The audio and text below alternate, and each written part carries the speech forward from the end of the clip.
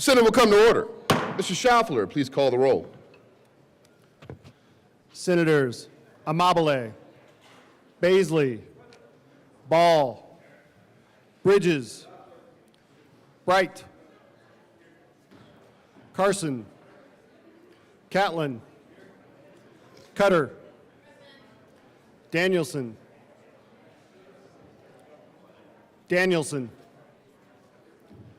Doherty, Exum, Frizzell, Gonzalez, Hendrickson, Judah, Kipp, Kirkmeyer, Kolker, Liston, Lundin, Marchman, Michelson-Genet, Mullica, Pelton B, Pelton R,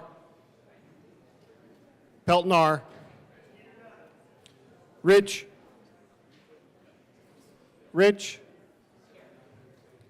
Roberts,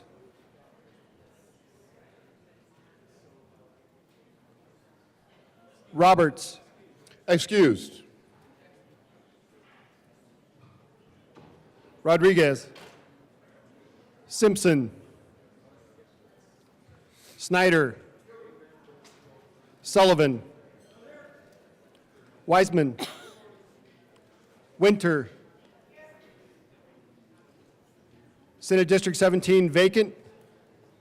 Mr. President. Let's do this. The morning roll call is 33 present, 0 absent, 1 excused, and 1 vacant. We have a quorum. Senator Frizzell, would you please lead us in the Pledge of Allegiance? Thank you. Thank you, Mr. President. Members, please join me in the Pledge of Allegiance.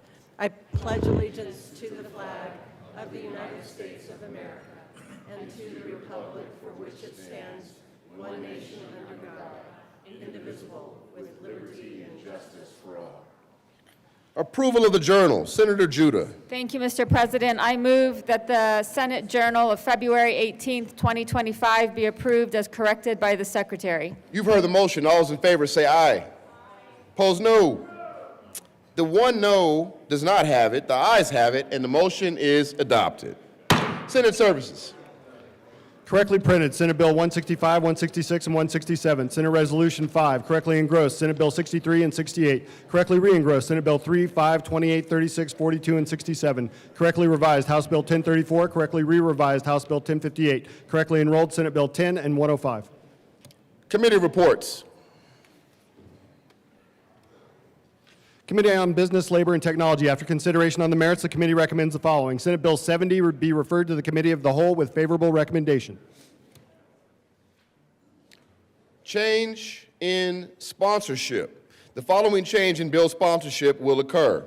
Senator Jaquez Lewis will be removed as Senate Joint Prime Sponsor for Senate Bill 14, Senate Bill 45, and Senate Bill 85. Senator Kipp will replace Senator Jaquez Lewis as the Senate Prime Sponsor for Senate Bill 145.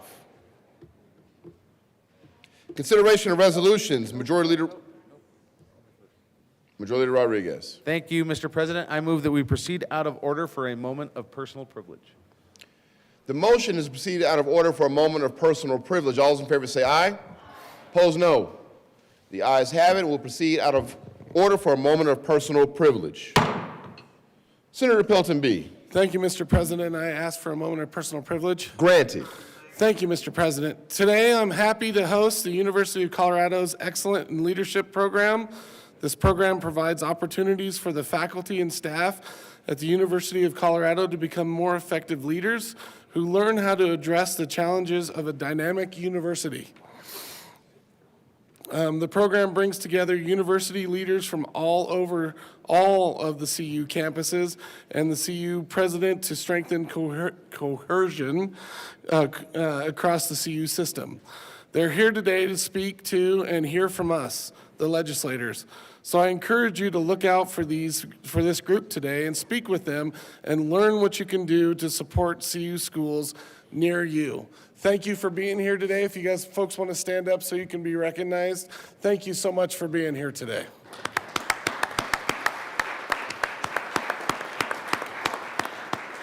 Thank you, Mr. President. You're welcome. Thank you all for being here today. Moment of personal privilege, Senator Mabile. Thank you, Mr. President. I ask for a moment of personal privilege. Granted. Thank you. I wanted to just let everybody know that today is Recovery Advocacy Day, and we are welcoming advocates for recovery and the recovery community to the Capitol to celebrate this day. AFRC is a peer-led, peer-run recovery community organization here in Colorado, and it's licensed by the Colorado Behavioral Health Administration as a recovery support service organization. Coloradans continue to feel the devastating effects of untreated and unsupported substance use disorders, including the tragic impact of overdose death. We remain committed to working together to make Colorado a recovery-ready state. Thank you so much.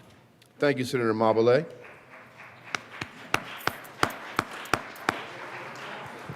No, it's all right. Senator Judah. Thank you, Mr. President. I request a moment of personal privilege. Granted. Thank you, President.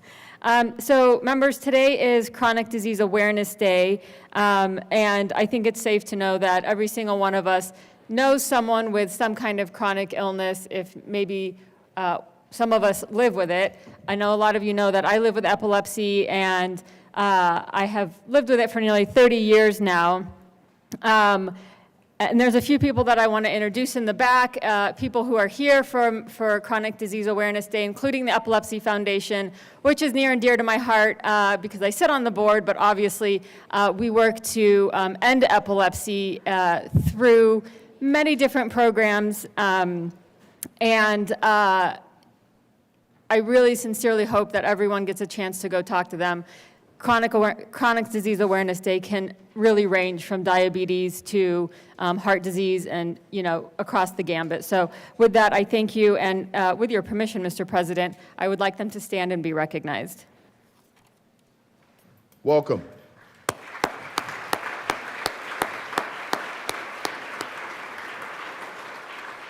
Thank you for joining us today here in the Senate. Majority Leader Rodriguez. Consideration of resolutions? Consideration of resolutions. Majority Leader Rodriguez. Thank you, Mr. President. I move the Senate proceed out of order to take up consideration of resolutions. You've heard the motion. All those in favor say aye. Aye. Opposed, no. The ayes have it. The motion is adopted. The Senate will proceed out of order to take up consideration of resolutions. Consideration of resolutions. Mr. Schaffler, please read the title of SR 005. By Senators Gonzalez and Judah, concerning the United States federal government's unjust use of the Alien Enemies Act to indiscriminately target immigrants. Senator Gonzalez.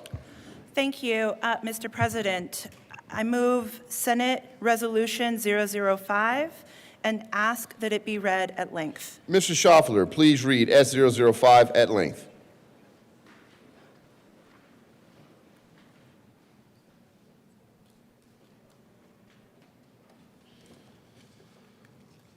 Whereas in his inaugural address on January 20th, 2025, President Donald J. Trump announced his plan to invoke the Alien Enemies Act of 1798 for the federal government to use the full and immense power of federal and state law enforcement to eliminate the presence of all foreign gangs and criminal networks bringing devastating crime to the United States soil, including our cities and inner cities.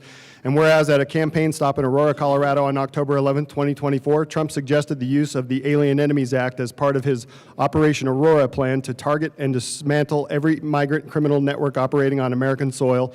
And whereas the Alien Enemies Act is named in Project 2025, the blueprint for the Trump administration that is currently being enacted in the United States without regard for due process of the law. And whereas after his inauguration, President Trump signed several executive orders related to immigration, including an executive order titled Protecting the American People Against Invasion, which is designed to expand the use of expedited removal of undocumented immigrants under the guise of national security. And whereas President Trump has declared a national emergency at the United States-Mexico border and has instructed several federal agencies, including Customs and Border Patrol and Immigration Customs and Enforcement, to indiscriminately target immigrants and undocumented people from across the country. And whereas President Trump has a history of both using dehumanizing language to describe immigrants and lying about them, in his 2016 campaign, he routinely called immigrants and migrants criminals and rapists. And whereas during his previous term, President Trump used his authority as president to separate families and detain migrants, including children, in concentration camps at the United States-Mexico border. And whereas the Alien Enemies Act was first passed in 1798 as one of 4 alien and sedition acts, giving authority during wartime to the president to detain or deport the natives and citizens of an enemy nation. And whereas the United States is not at war with any country, and therefore there are neither natives nor citizens of an enemy nation to be detained. And whereas in 1941, following the Japanese attack on Pearl Harbor, President Franklin D. Roosevelt used the Alien Enemies Act to arrest and unjustly detain innocent Japanese community leaders on the west coast of the United States without due process in Department of Justice internment camps.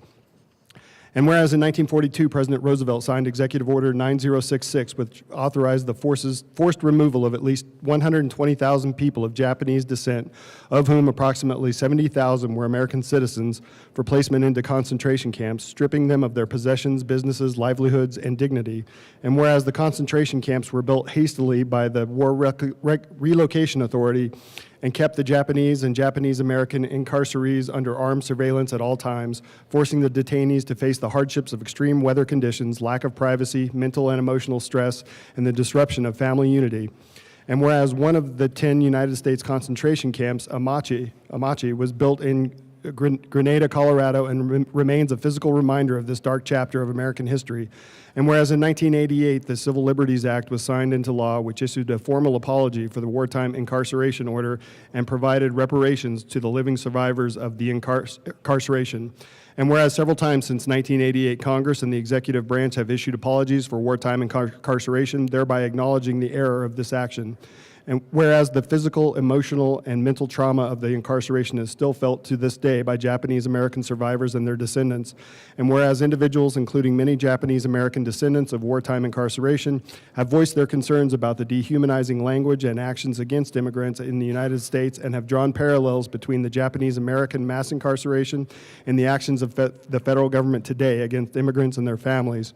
Now, therefore, be it resolved by the Senate of the 75th General Assembly of the State of Colorado that we, the members of the Colorado Senate, 1, express disapproval of the federal government's proposed use of the Alien Enemies Act to target non-citizens living peacefully in the United States, and 2, call on Governor Jared Polis to vocalize his support for all Coloradans and use his office to build solidarity and trust with immigrant communities, and 3, call on Senators Michael Bennett and John Hickenlooper of Colorado to sign on to Senator Mazie Hirono's introduced bill in the United States Senate, the Neighbors Not Enemies Act, to repeal the Alien Enemies Act. And 4, call on Representatives Diana DeGette, Joe Neguse, Jeff Hurd, Lauren Boebert, Jeff Crank, Jason Crow, Brittany Peterson, and Gabe Evans of Colorado to sign on to Representative Ilhan Omar's introduced bill in the United States House of Representatives, the Neighbors Not Enemies Act, to repeal the Alien Enemies Act.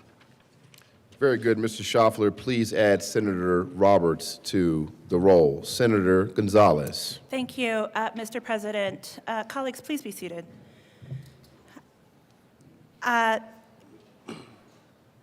Mr. President, I move Amendment L001 to Senate Resolution 005. There is an amendment at the desk. Please read L001 to S005.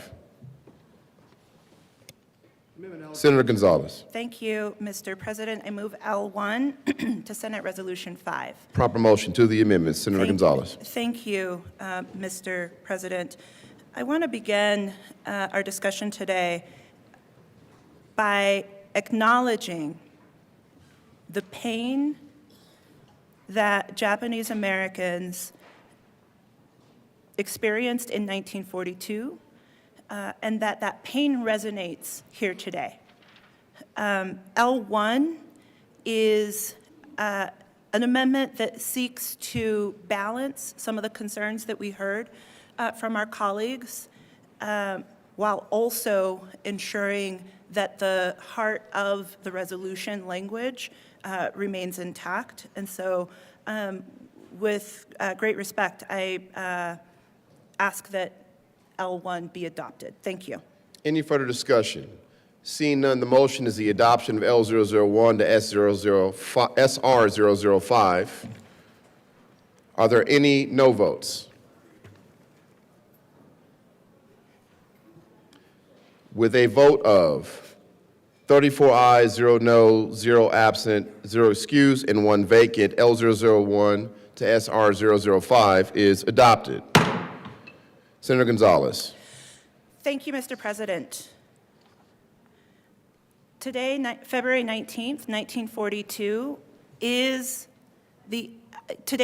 February 19th, is the anniversary of President Franklin Delano Roosevelt issuing Executive Order 9066. That order authorized the forced removal of all persons deemed a threat to national security to relocation centers, resulting in the incarceration of nearly 120,000 people of Japanese descent, of whom approximately 70,000 were U.S. citizens.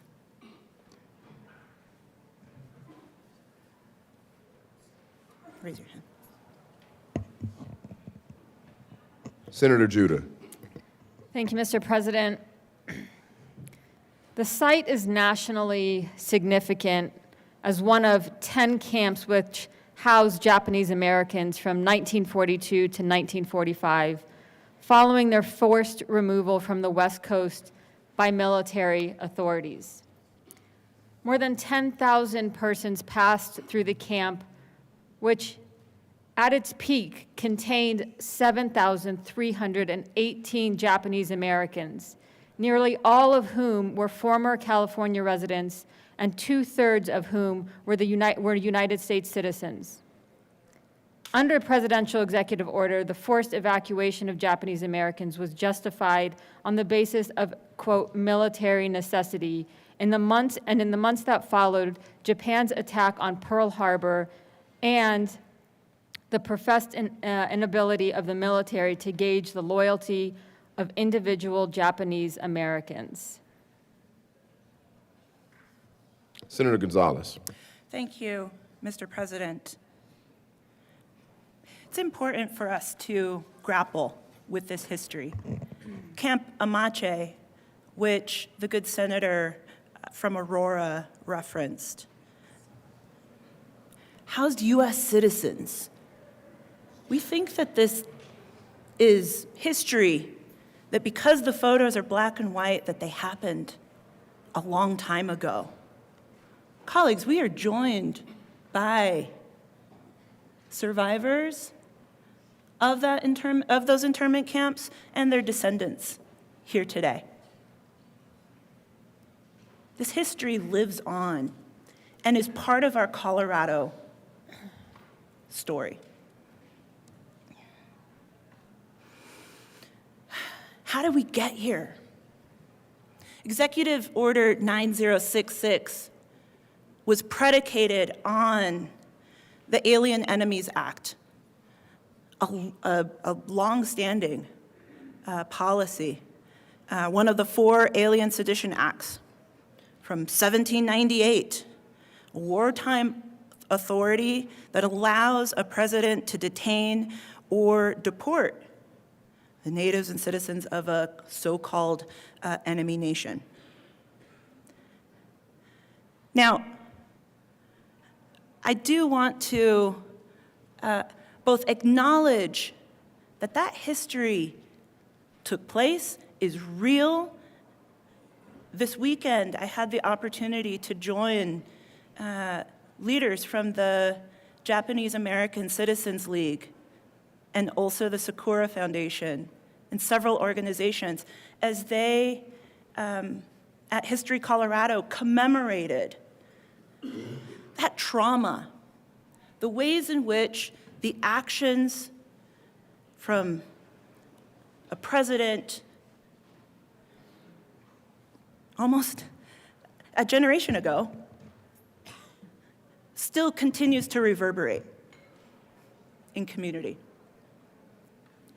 And at History Colorado, we heard professors talk about the ongoing impacts of generational trauma, not only for the Nikkei, but the Sansei communities, and then also the ongoing descendants. But why are we here today? As you heard read in the resolution, 9066 was invoked in 1942 to authorize the detention of United States citizens and people of Japanese descent. Now, here in 2025, on day one of the Trump administration, President Trump invoked the Alien Enemies Act in order to justify his mass deportation plans, including Operation Aurora. This is active today, an invocation of a wartime authority when we are not at war.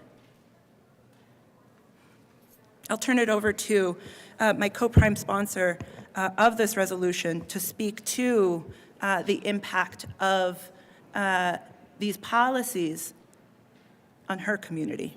Senator Judah. Thank you, Mr. President, and colleagues, please be seated, and thank you for that solidarity. You know, representing Aurora means that I am representing one of the most diverse cities, not only in Colorado, but in America. And we are home to a lot of the people that feel threatened or that are threatened by these executive orders. I have a commitment to not only my constituents, but to the people of Aurora, and even broader, the people of Colorado, to make sure that they do not feel threatened, that they have the opportunity, the right to live out their American dream, something that everyone, regardless of your skin color, your residency status, your zip code, your religion, how much money you have in the bank, we are all afforded. And that's the beauty of the American dream, that it is different for every single one of us. It is like our fingerprints. No two American dreams are the same. But we can't forget that in 2017, this was also threatened. And while I am an American citizen and my family's an American citizen, my community was threatened. I felt threatened. I was democratically elected to represent my constituents. I took an oath to defend the highest document in our land. Every day, and for the past 5 years, I have stood in the House and in the Senate and have taken an oath to that flag. I pledge my allegiance to that flag. My brother is a retired United States Air Force Lieutenant Colonel. My husband was a wartime interpreter in Baghdad, Iraq. He put his life, his family's life on the line to make sure that he was a part of the rebuilding of his home country. My father was a volunteer Muslim chaplain at the United States Air Force Academy. None of that mattered. My Americanness and their Americanness was questioned. And that, friends and colleagues, is not a part of the American dream. So I stand before you today in solidarity with not only our Japanese American community, but those that continue to feel threatened that they will not be able to live out their American dream in safety and security. My parents came here nearly 50 years ago in search of that American dream as immigrants and refugees, and they came here because of war, because of the threat on their life, because they knew that they could realize their American dream of economic prosperity and security and afford their children the things that they were denied. I do not want to see that on American soil. It is not what our founders wanted. It is not what we believe in, and it sure is, it goes against our democracy. It goes against the allegiance we pledge to that flag, and it goes against that document that we took an oath to defend. Any further discussion? Senator Weissman. Thank you, Mr. President.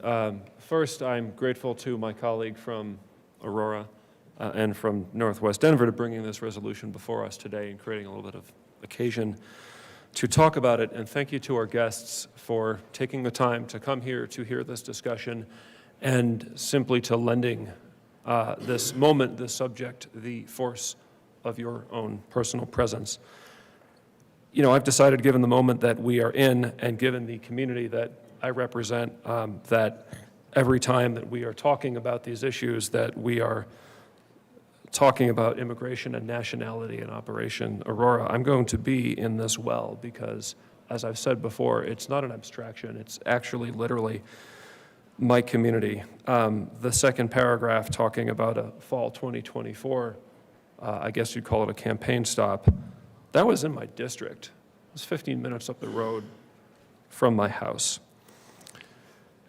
The other day, the minority leader spoke in terms of rights versus privileges. I actually really appreciate the framework. I did disagree with its application to the subject that we were then discussing, but I do appreciate the framework.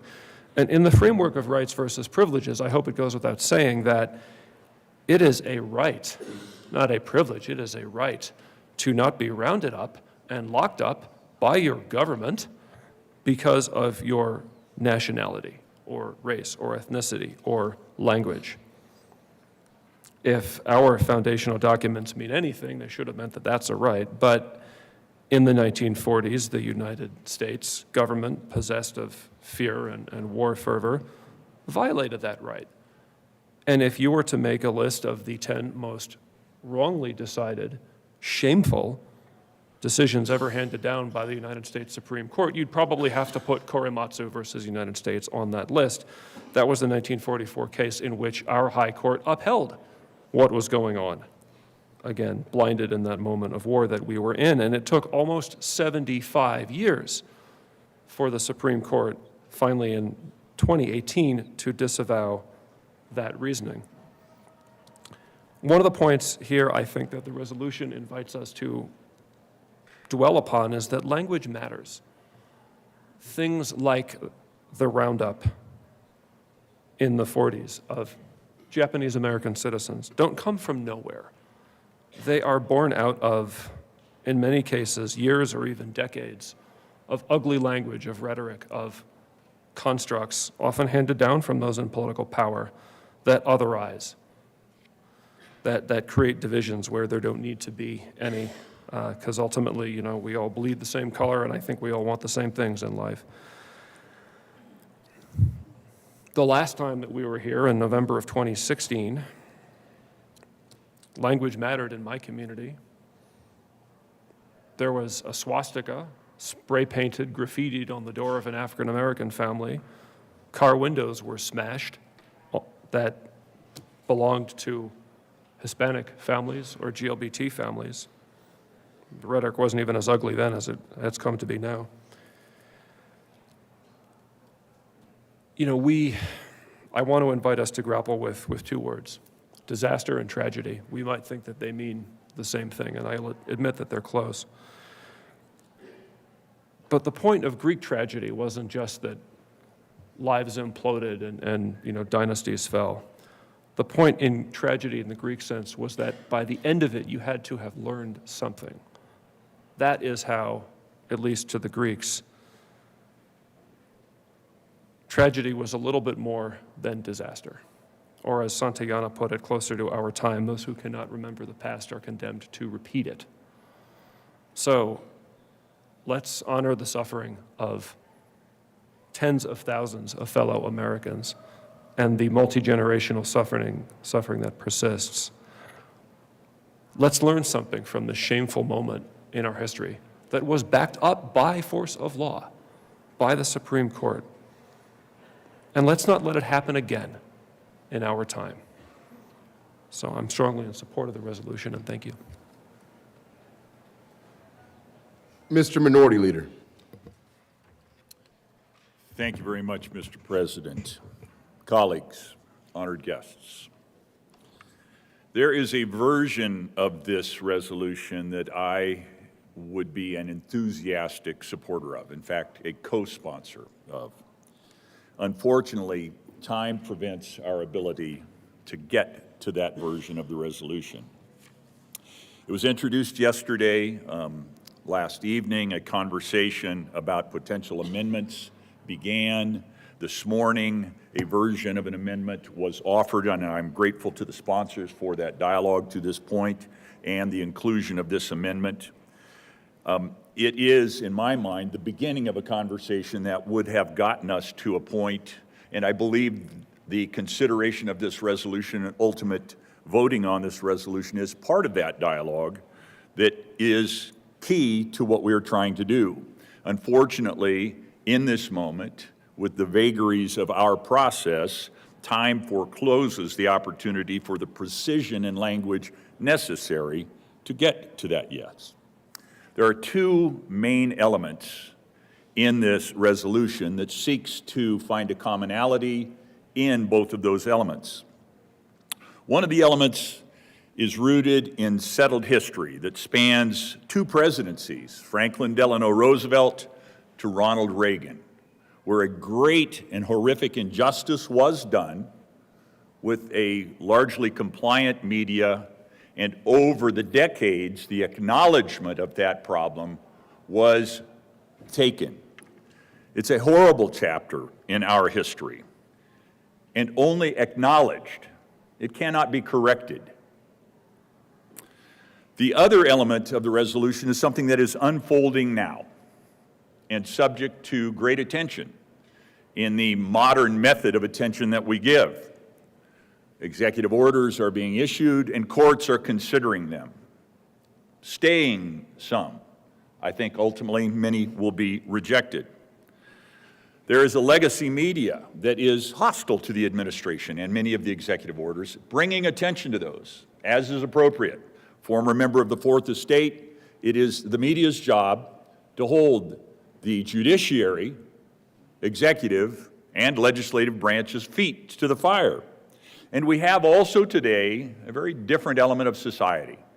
Social media makes every single individual who chooses to stand up a reporter and recorder of the events that are happening for all of us to see, acknowledge, and engage with. We all can and must be vigilant to support and pursue what is best about America.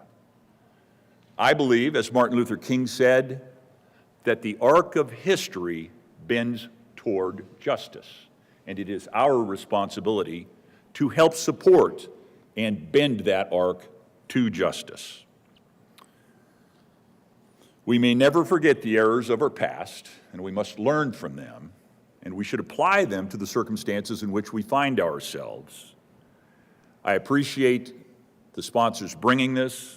I appreciate even more deeply the fact that we were, in less than 24 hours, able to engage in a conversation that is a meaningful beginning of what might have ultimately turned this particular resolution into something that I not only would have voted yes on, but would have co-sponsored.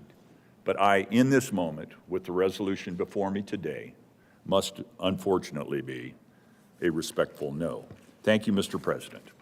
Thank you. Any further discussion? Senator Gonzalez.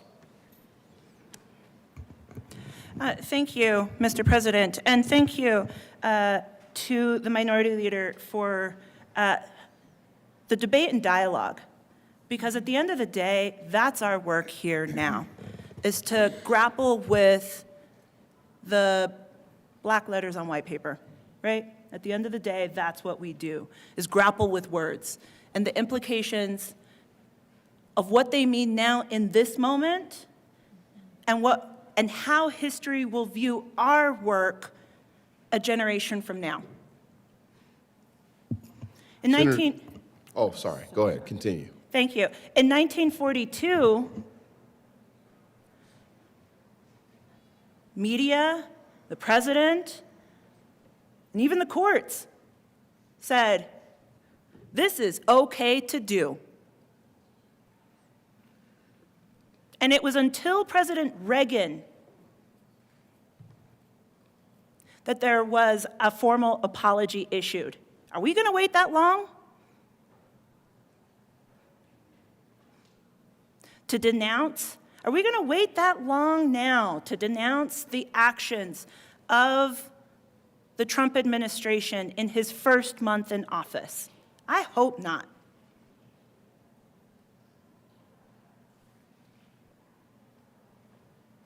Project 2025 is the conservative blueprint put forward by the Heritage Foundation. To be clear, Trump has disavowed the plan formally. I acknowledge that.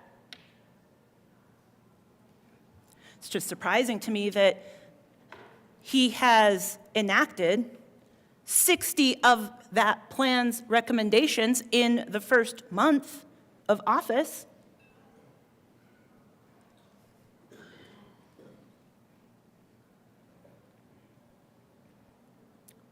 President Trump called Mexicans rapists and criminals. Well, that was in 2017. That was 9 years ago. But he has repeatedly used dehumanizing language in order to justify mass deportation when we are not at war. You want to talk about immigration? Let's talk about immigration. But the words we use matters. My family has been here since before it was Mexico. At what point do we get to be fully American?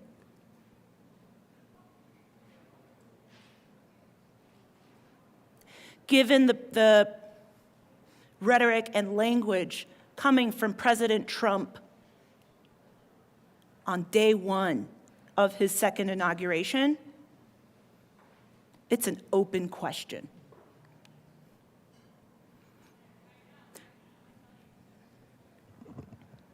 Senator Judah. Thank you, Mr. President. I also want to thank the minority leader for engaging in good faith. And his words here today, it is Black History Month, and I do not want to sound trite or cliche, but something that always sticks with me is MLK said we must commit to what is on paper. And every time I think about that, I think about what I spoke to earlier, is our oath that we took to defend the highest document in our land, that we are committing to protect what is on paper. I have always said, as a person of color, as a Palestinian, as a Muslim, as a woman, that the definition of an ally to me is that I will defend you when you're not in the room. And that is a value that I hold very true, and that, again, I commit to brown people, to people who feel threatened with this executive order, to people who feel like, even if they're a citizen, they feel threatened, just like I did. I want to make sure that they understand that my commitment to them to defend what is on paper, that I am defending them when they are not in the room, that my colleagues are defending them. Understand that being an ally means that we have to defend what we committed on paper. Representing one of the most diverse districts, and again, cities, I think this to me means a lot more. And my colleague from Aurora said it just as well as I could have. This happens in our backyard. And if this is something that we won't allow anywhere else in the world, I'm not going to allow it to happen in Aurora, in Colorado, and to anyone who looks like me or doesn't look like me. Again, I want to thank our Japanese American community for coming, for defending their ancestors, and for also sharing your own lived experiences when you had to go through those internment camps. Senator Gonzalez. Thank you.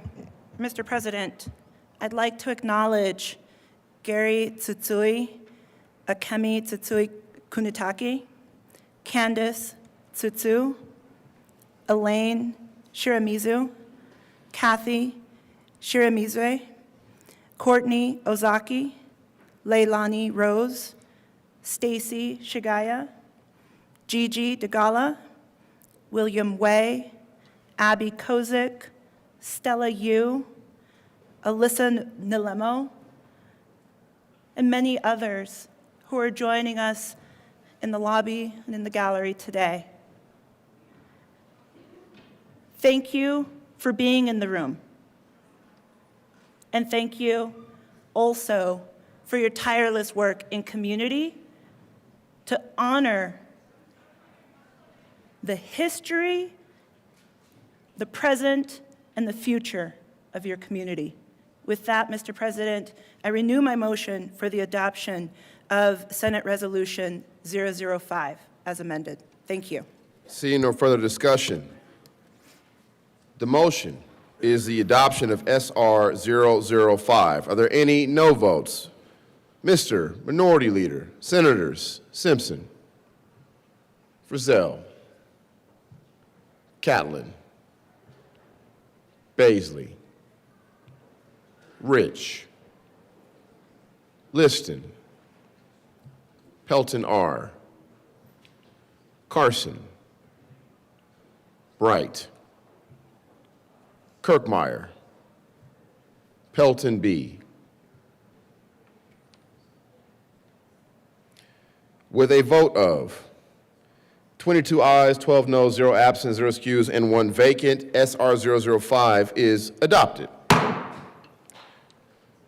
Co-sponsors, Senators Roberts, Mullica, Doherty, Exum, Amabile, Weissman, Majority Leader Rodriguez, Cutter, Danielson, Colker, Bridges, Snyder, Sullivan, Marchman, Ball, Kip, Henriksen, Michelson Janae, Winter. Please add the president.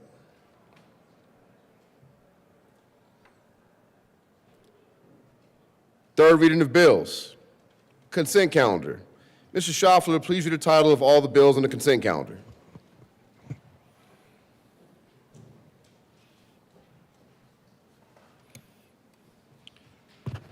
House Bill 1034 by Representatives McCormick and Garcia-Sander and Senators Doherty and Liston concerning amendments to the dangerous dog statute. Senate Bill 68 by Senators Snyder and Lundin and Representatives Puglisi and Pascal concerning a municipally owned utilities voluntary election to participate in the unclaimed utility deposits program. Majority Leader Rodriguez. Thank you, Mr. President. I move for the passage of all the bills on third reading of bills final passage consent calendar, which are House Bill 1034 and Senate Bill 68. Any discussion on any of the bills? Seeing none, the motion is the passage of all the bills on third reading of bills consent calendar. Are there any no votes? Senator Baisley.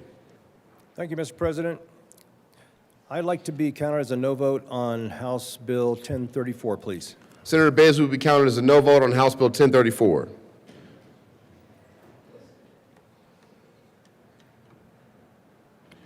With a vote of 33 ayes, 1 no, 0 absent, 0 excused, and 1 vacant, House Bill 1034 is passed. Co-sponsors.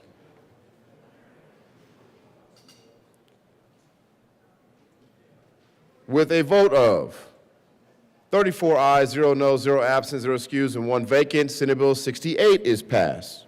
Co-sponsors.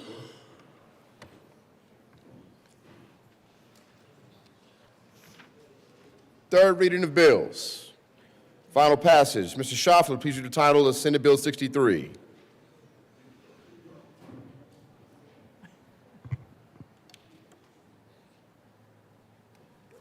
Senate Bill 63 by Senators Cutter and Michelson Janay and Representatives Garcia and Wilford concerning standards that public schools are required to include in policies regarding library resources. Senator Cutter.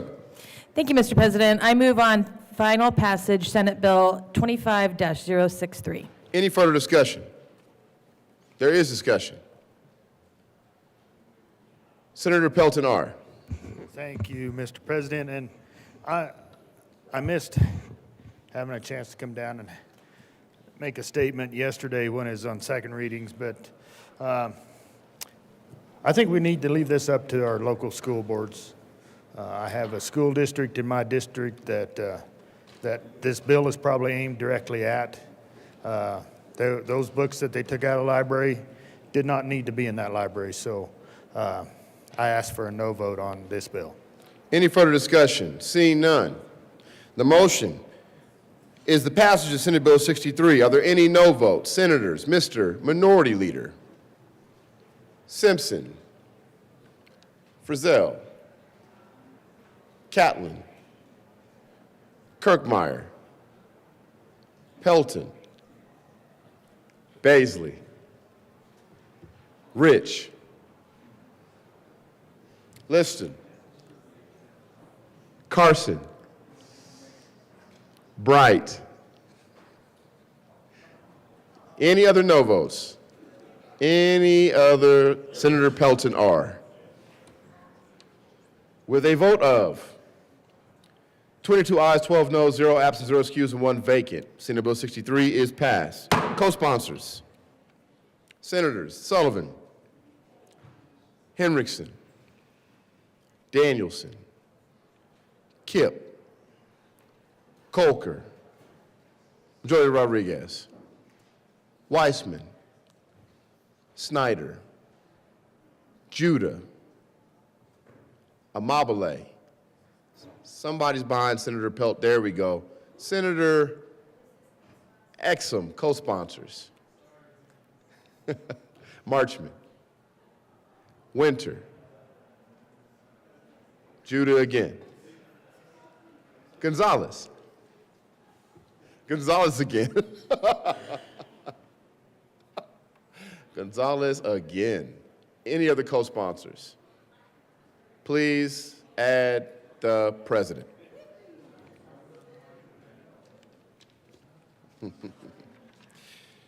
General orders. Second reading of bills. Senator Henriksen. Thank you, Mr. President. I move the Senate resolve itself into the Committee of the Whole for consideration of general orders, second reading of bills. You heard the motion. All those in favor say aye. Opposed, no. The ayes have it. The motion is adopted. The Senate will resolve itself into the Committee of the Whole for consideration of general orders, second reading of the bills, and Senator Henriksen will take the chair. Get you some.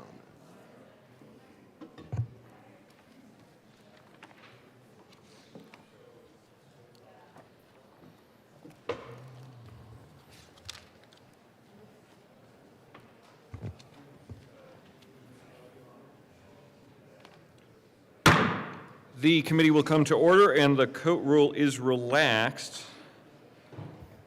Mr. Schaffler, would you please read the title to Senate Bill 4? Senate Bill 4 by Senators Winter and Marchman and Representatives Wilford and Garcia concerning regulating fees licensed child care centers may charge families. Senator Winter. Thank you, Mr. Chair. I move for the passage of Senate Bill 4 and the associated Business, Labor, and Technology report. To the committee report, Senator Marchman. Thank you, Mr. Chair. In the Business, Labor, and Technology Committee, we made a number of amendments. One was that we struck the language creating a cap on the fees.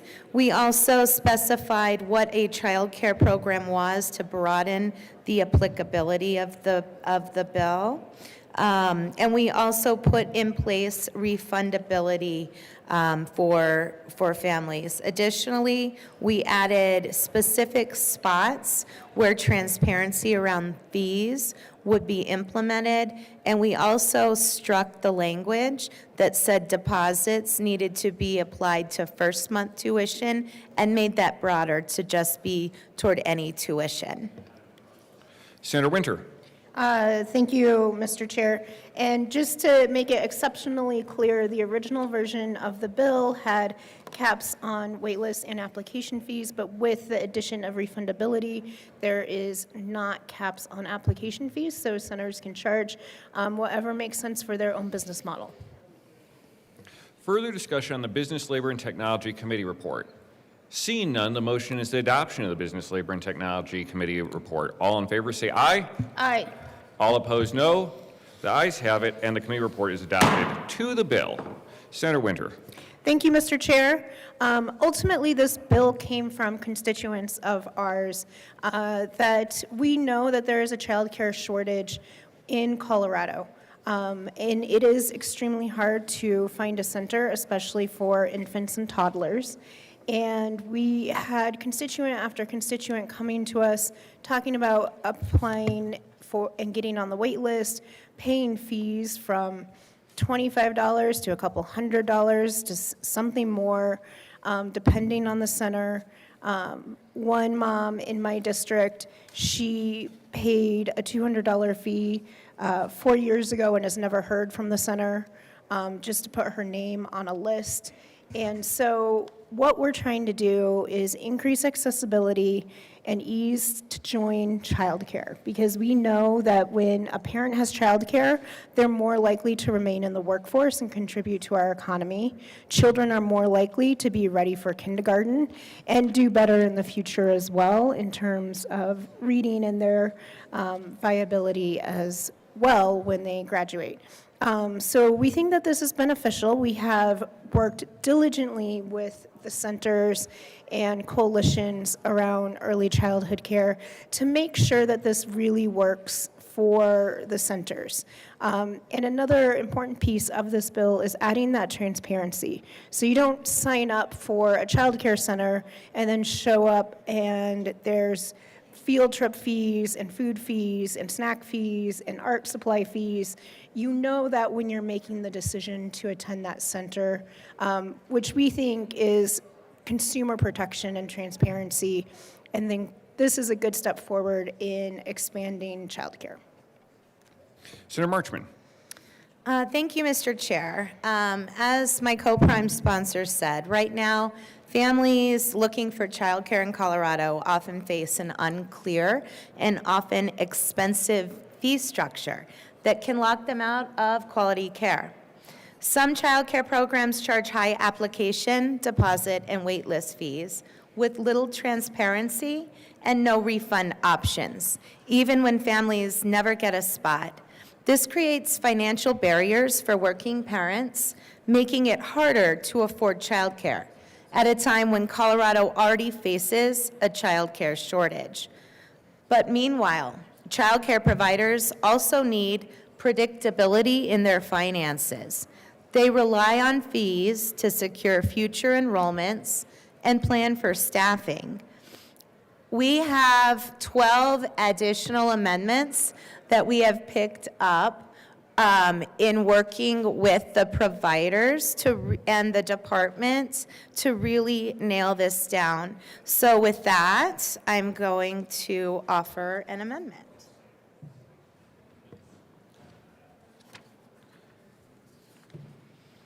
There is an amendment at the desk. Mr. Schaffler, will you please read L003? Amendment L003. Senator Marchman. Thank you, Mr. Chair. I move L003. To the amendment. Great, thank you. This was one of the 12 changes we've made in response to providers. We changed the status from admitted to enroll so that we can cover more families who are already under contract. This establishes that refunds cannot be requested before the 6 months from the payment. This allows providers to retain a reasonable administrative fee for managing wait lists, applications, and refunds, with CDEC setting the rules in coordination with providers. This is the key piece that actually got a lot of the providers to a neutral position, because we're acknowledging that having a wait list is actually challenging, and there are certainly administrative fees related to it. This also specifies that refunds are not available for families who decline an open spot. Additionally, it excludes fees within enrolled family contracts from refundability and credit policies. And finally, it clarifies that fees for holding spots are not subject to refundability.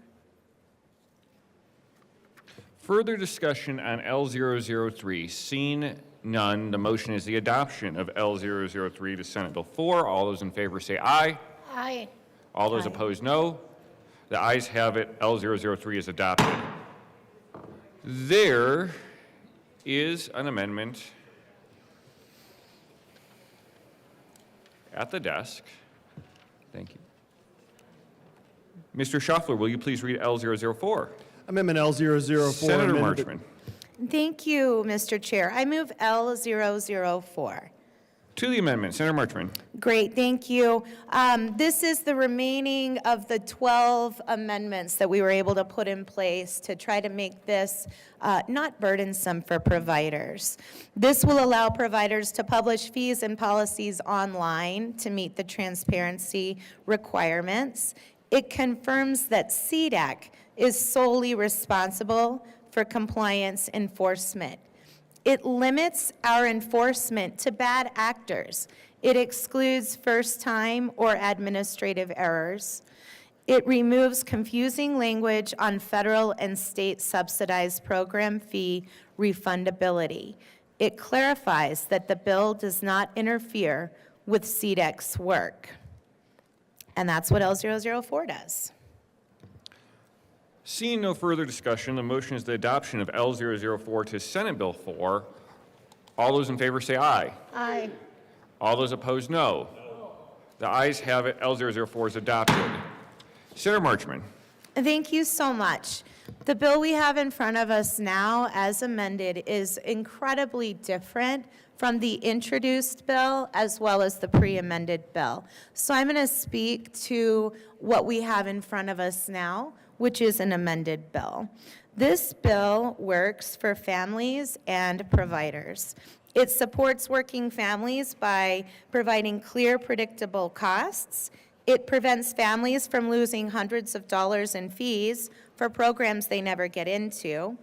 And families who do not get a spot within 6 months get a reasonable refund option, ensuring they're not unfairly charged. Additionally, this helps childcare providers maintain financial stability. The contracts remain protected. If a family signs a contract agreeing to a fee, it will not be subject to this policy. Holding fees are exempt. Providers can still charge to reserve an open spot for a family. Reasonable administrative fees are allowed, meaning providers can still cover their costs while processing refunds. Mistakes will not be punished. First-time errors, good faith administrative mistakes will not result in penalties. This bill ensures transparency and trust. Families will get a clear fee schedule and refund policy at key points before they pay anything. This ensures child care programs operate fairly and families can plan financially. Finally, this amended bill keeps government oversight minimal and fair. There are no burdensome regulations. Compliance is handled through routine inspections and if there's a complaint. Providers get 30 days to correct, and the state only focuses on deliberate violations, not minor errors. Colleagues, I urge your support of SB 4. Thank you. Senator Bright. Thank you, Mr. Chair. Colleagues, we all know that quality childcare is a scarce resource. With every proposed piece of legislation that proceeds through this chamber, I reflect on the potential unintended consequences. Childcare providers are on the brink, struggling to keep their doors open. I worry that piling more rules on them will push some off the edge. I've prepared an amendment to address a small opportunity to enhance transparency. There is an amendment at the desk. Mr. Schaffler, will you please read L006? Amendment L006, amend this Business, Labor, and Technology Committee report dated February 11, 2025, page 2, line 9, strike the family and substitute the family during an in-person consultation. Senator Bright. Thank you, Mr. Chair. I move Amendment L006 to Senate Bill 4. This amendment will offer an opportunity for child care providers to discuss their unique tuition and fee schedule to parents in person during the introduction, facility tour, and enrollment process. With that, I ask for your vote on L006. Senator Winter. Thank you, Mr. Chair, and thank you to the good senator from Platteville for bringing this idea forward. Ultimately, the goals of this bill is to make it more transparent and easier to apply to get childcare.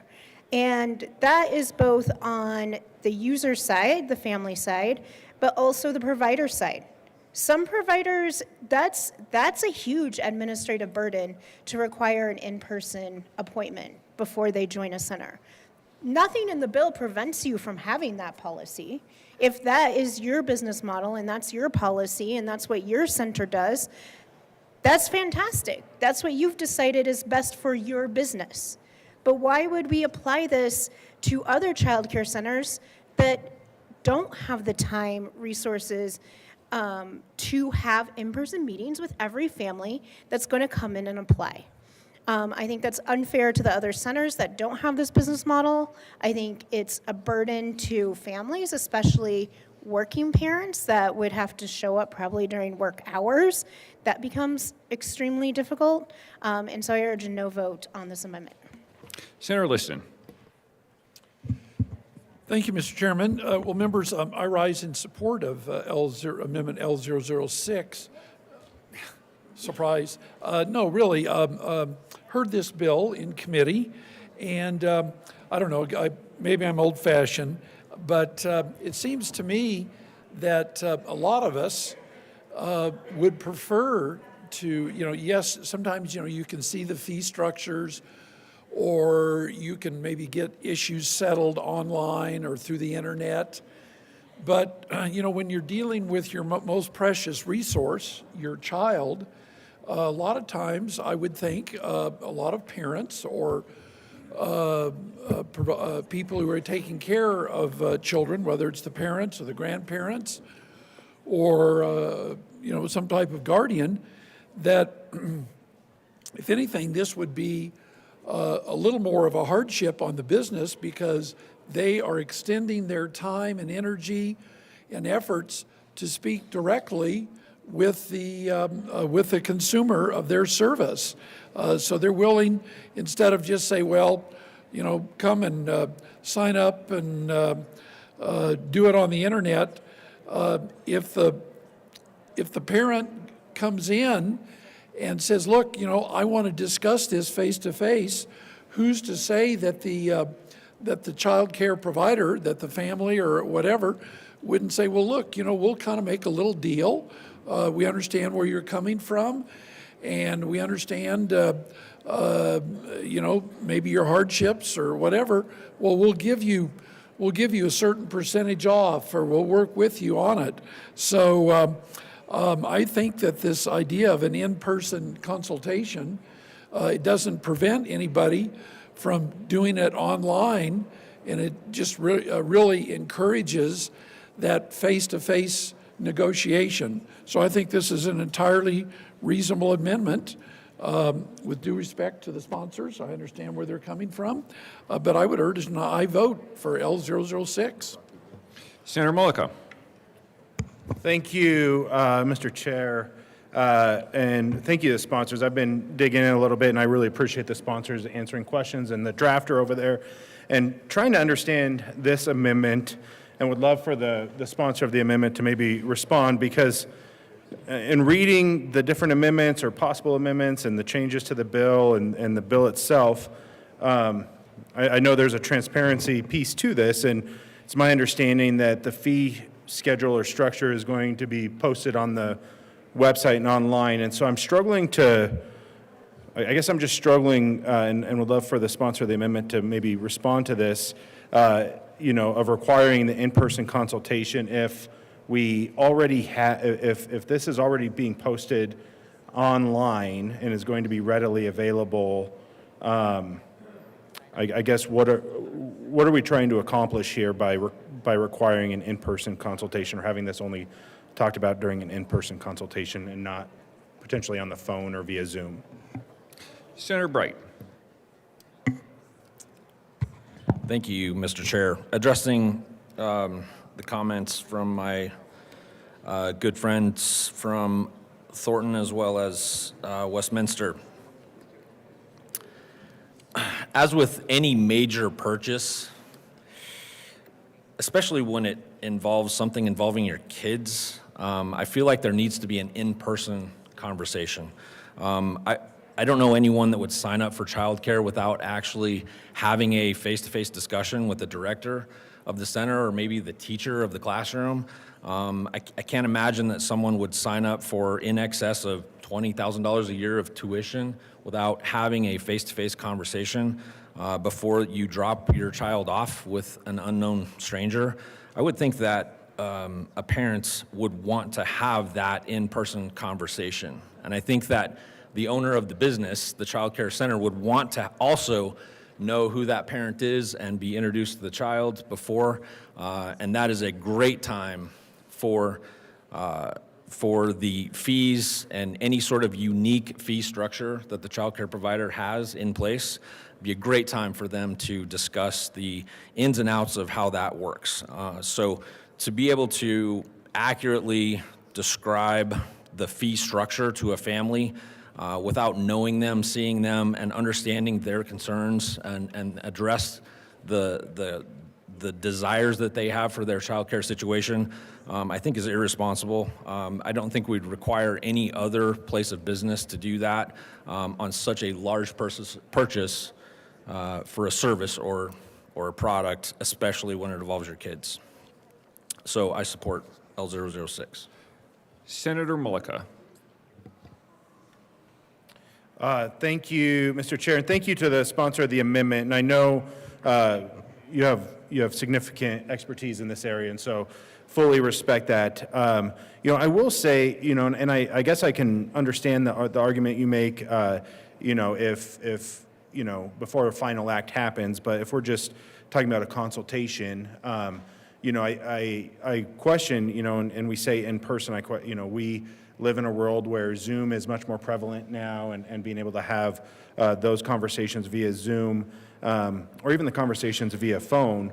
But I'm not sure, I guess I still struggle with it, and with all due respect to the sponsor of the amendment, still struggle with it if it's just at the consultation phase of why you still wouldn't be able to have that conversation with a potential, I don't know if you'd call them customer or student or student's family. And so I guess I'm still struggling with why we would want to do that, and especially with it. And so, yeah, that's just my thoughts, I guess. Senator Lundin. Thank you, Mr. Chair. I rise in support of Amendment L006. Colleagues, we all love the convenience of the internet. I tragically daily have an interaction with a large company that will remain nameless, but it makes me smile every time it takes me from A to Z in me accessing via the internet things that I really need, like socks, or maybe some antacids, because this job sometimes gives me heartburn. And I really like the convenience of the internet for my socks and antacids. But I tell you what, when it comes to me making an extended arrangement for the care and potential education of my child, or I would counsel my children for their children, my grandchildren, I think in-person's kind of a critical threshold that I would want to get over. Now, don't necessarily have to make it mandatory, but my understanding is that that would be something that any responsible individual, when interacting on something as precious in their life as the care for their child, not just for a day. I'm not calling a babysitter saying, hey, would you watch my kid this afternoon? And oh, by the way, can you send me your FBI background check? Because I'd like to have that before I drop my... This is a long-term relationship for the child that we're talking about. 06 seems to me to be an obvious, easy yes answer. I urge your support for Amendment L006.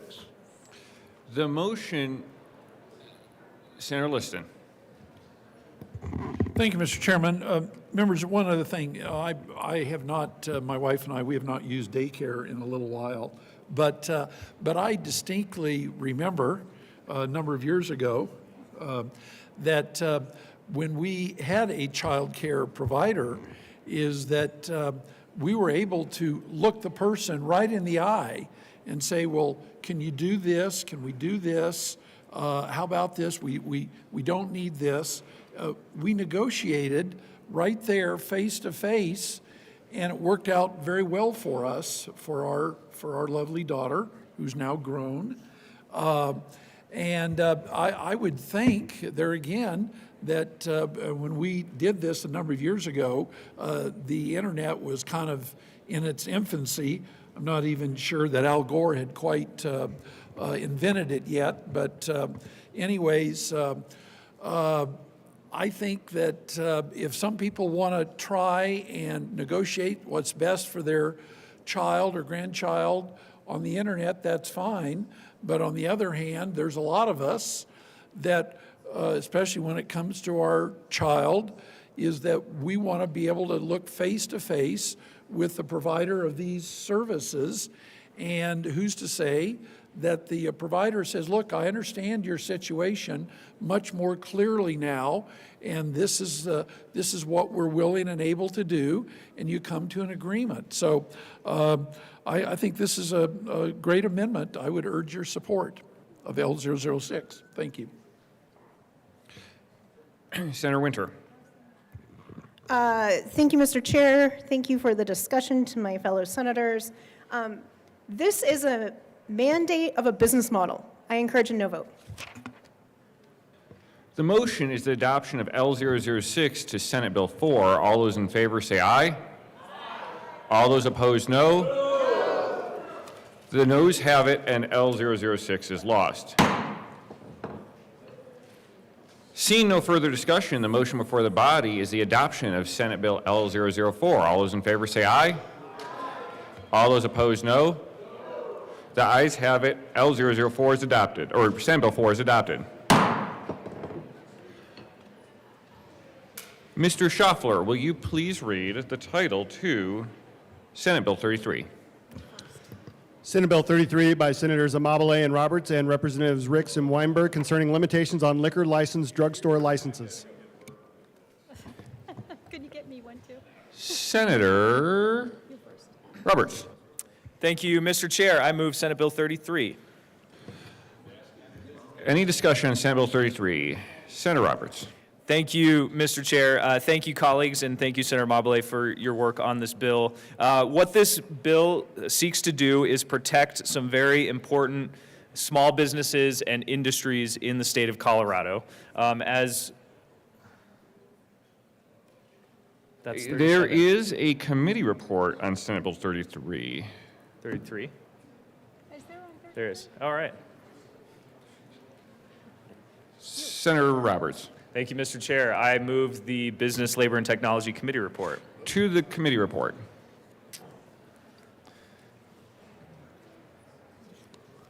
I ask for an aye vote. Did we do? Oh, we did. You're right. Senator Roberts. Thank you, Mr. Chair. We did one amendment in the Business Committee to protect a very small amount of pharmacies in the state of Colorado that have been phased in over time, and make clear that this bill does not impact those pharmacies. I would ask for an aye vote. Further discussion on the committee report. Seeing none, the motion is the adoption of the Business, Labor, and Technology Committee report to Senate Bill 33. All those in favor say aye. Aye. Aye. All those opposed, no. The ayes have it. The committee report is adopted. Now to the bill. Senator Amabile. Thank you, Mr. Chair. Senator Roberts and Senator Simpson and I are honored to bring Senate Bill 33 to the Senate and ask for your support.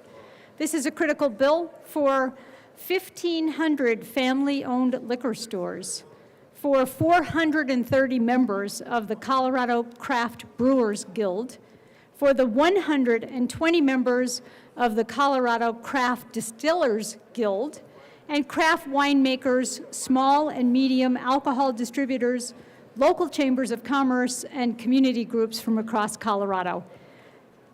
As you have seen across your districts firsthand, 40 to 50% of local liquor stores are in jeopardy of going out of business.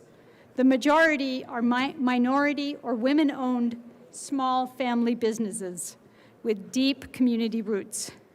This economic collapse of our independent liquor stores will devastate Colorado's craft alcohol industry and negatively impact local economies, commercial real estate, nonprofits, and communities.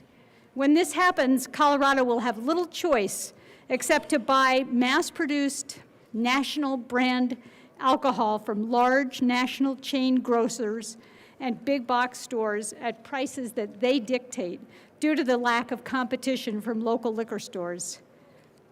I mean, I just want to say that for me, as a former small business owner, we did finally get big enough to sell into some of these giant chains, but they eat you alive. The margins are tiny, the chargebacks are enormous, and the challenges for small businesses to get involved with these giant chain stores it's an almost impossible hurdle to conquer. And so we want to keep small business alive. That's what this bill is about. It doesn't take anything away from the large chains. They can keep doing what they're doing, but it does give a lifeline to our small businesses across Colorado.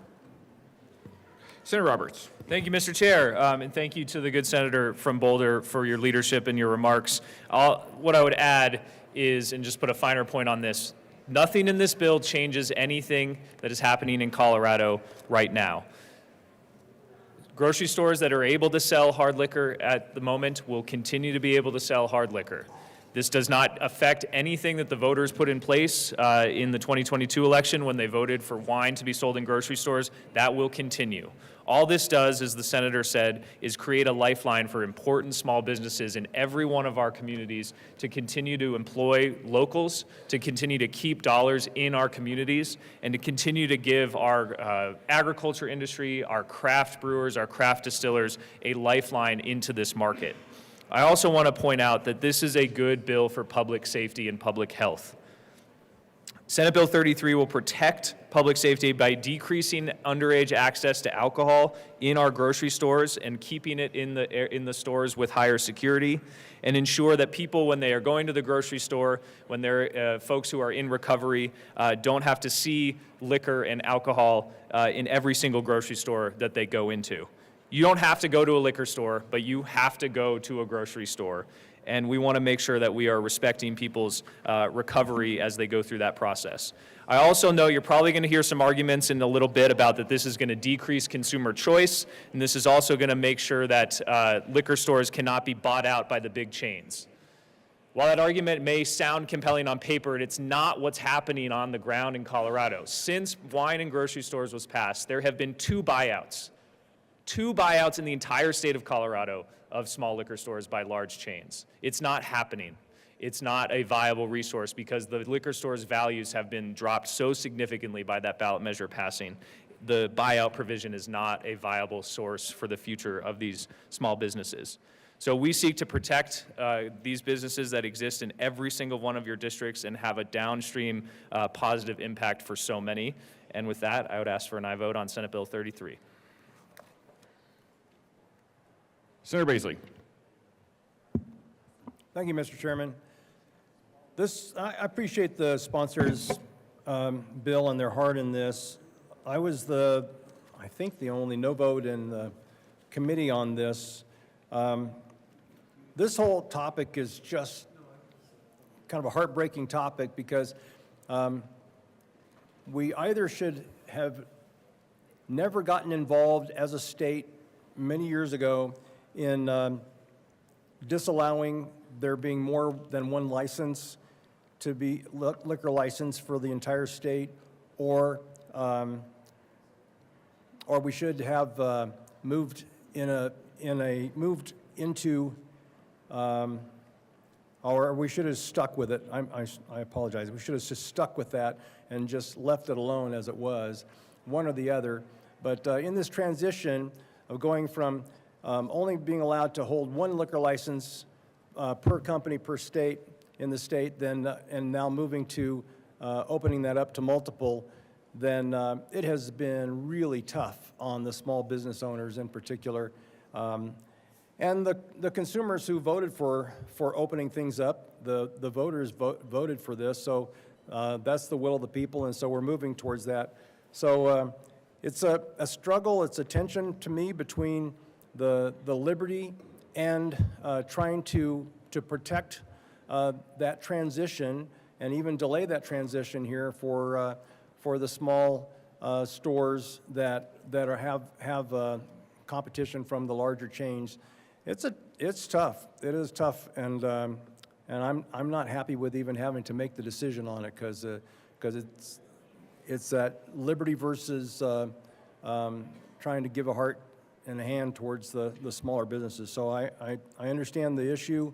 Even my own daughter is affected by this quite a bit and has been for years during this transition. She works in that industry as a sommelier. So anyway, I just wanted to kind of out of obligation, since I was in the committee, come convey that I'm torn about this one. I still remain opposed to the bill, but not strongly, because I understand where it's trying to go, and that's a good thing. But I'm choosing the liberty and moving on to the full transition, painful as that will be, over the trying to slow things down, to try to kind of fend off the inevitable. At any rate, good luck to all of the small businesses. I hope that you all come through and find your niche in selling the liquor at maybe a higher level than what the big box stores will offer. And thank you, Mr. Chair. Senator Liston. Thank you, Mr. Chairman. Well, members, gosh, my tenure in the legislature, I can't remember how many beer battles, liquor battles that we've had over the years, and this is just the continuing saga.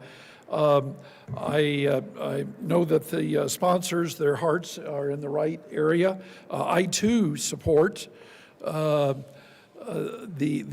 concept of free and fair competition, and in my own community, I've cited many a time where my wife and I go periodically to buy our spirits at our favorite little liquor store. I'll even give them a shout out, Bond Liquors in the Bond Shopping Center.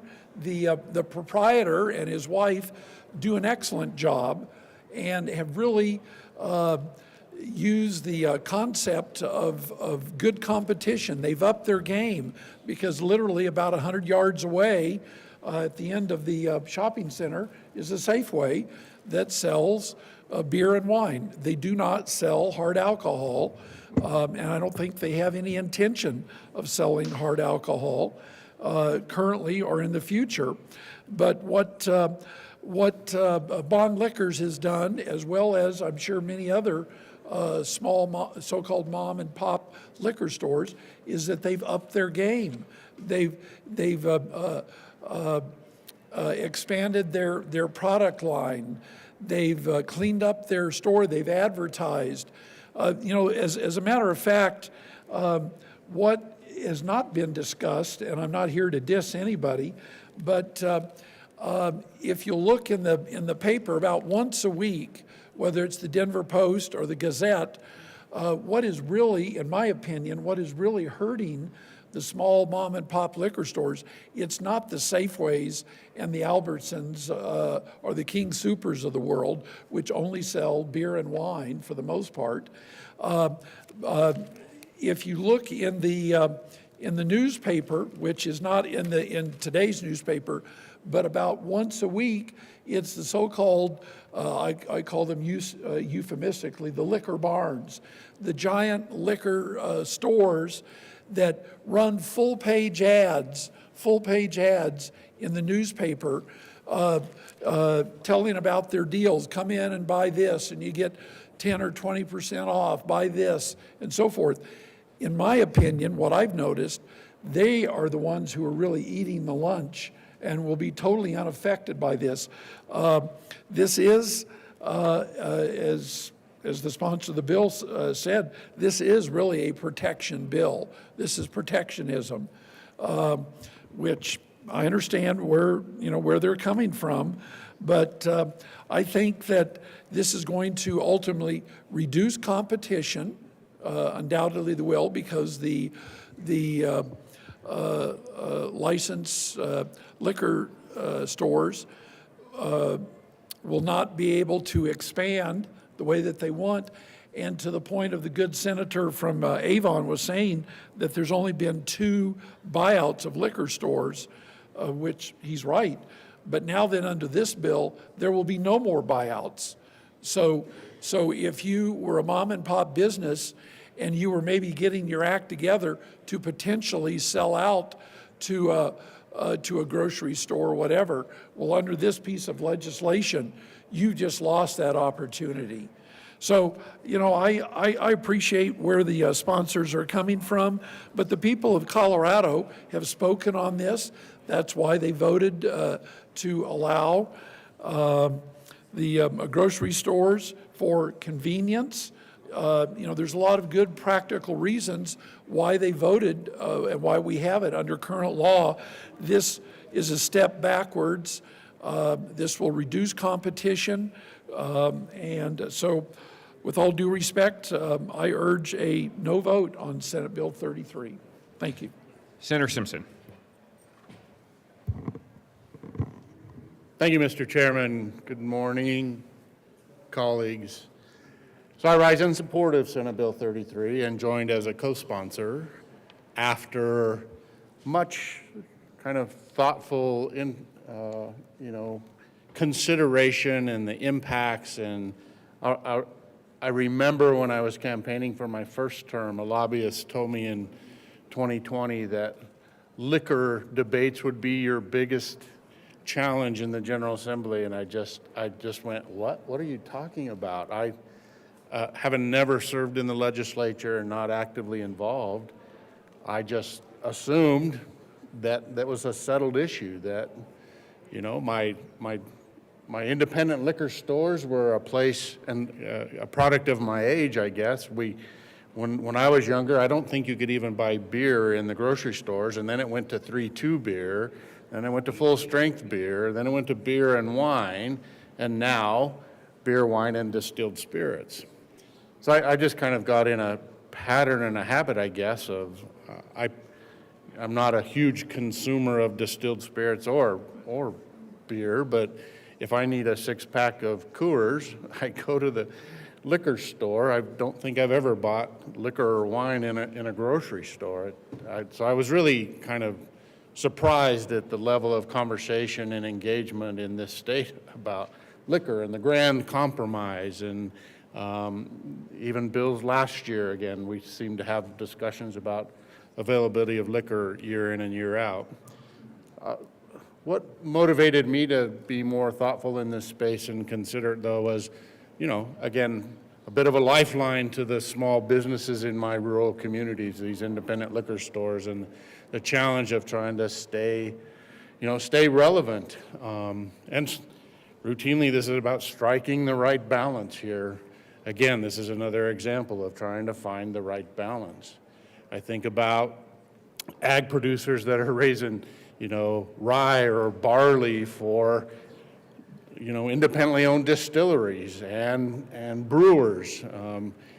Can we, in this space, does this allow us, those independent producers, small independent liquor stores, to stay open and promote and purchase, promote, and advance those kind of unique products that likely wouldn't end up in chain stores? So that safety was another real thought-provoking point for me about access to distilled spirits. Under, in an independent liquor store owner space, it feels like, and I think you can demonstrate, it's safer there than it is in a grocery store chain. Those are a lot of things that motivated me to step up and agree to be a co-sponsor of this bill. It wasn't without some deep thought and consideration of the impacts and the protectionism that it does afford, but I think it's for a very worthy cause. I value deeply my small independent liquor stores across Senate District 6 and what they mean to our communities, the jobs they provide, again, the opportunity to market and sell some products that probably wouldn't get the opportunity in a grocery store chain. So I stand in complete support of the prime sponsors and hope you'll join me in supporting Senate Bill 33. Thank you, Mr. Chair. Senator Catlin. Thank you, Mr. Chair. On this bill, right after I got elected, I got a phone call from the folks in the Garfield County in the Roaring Fork area about this. So, being newly elected, I went to see them. When I got there, there were like 40 liquor stores sitting in this room talking to me about this bill. And their arguments were compelling, believe me, they really are compelling. I don't want to go into a lot of detail in regards to this, that, or the other, but one of the things they talked to me about was that they were selling alcohol products at a price. Their price was so much higher because the grocery stores were able to buy in bulk. They were selling theirs at a price lower than these people could buy it. Okay, that struck me. The other thing I want to talk about is that in Montrose, there's a distillery that's opened in the last 3 or 4 years, and they called me yesterday, day before, and said that they had just won the best whiskey in the United States, which is quite an honor and quite an accomplishment on these young people's part. The other thing is that they cannot get into a grocery store or liquor store. They have to depend upon these small liquor stores in these communities to get that product on the shelf. They don't make enough that the nationwide grocery stores will allow them in. So this is one of the reasons that I'm here today and am in support of Senate Bill 33. It's to help those kind of things happen. The state of Colorado has sold itself as the brewery state and the little distilleries. We're making tourist advertisements for that, yet at the same hand, we are taking away the opportunities for some of these folks to get out into the marketplace.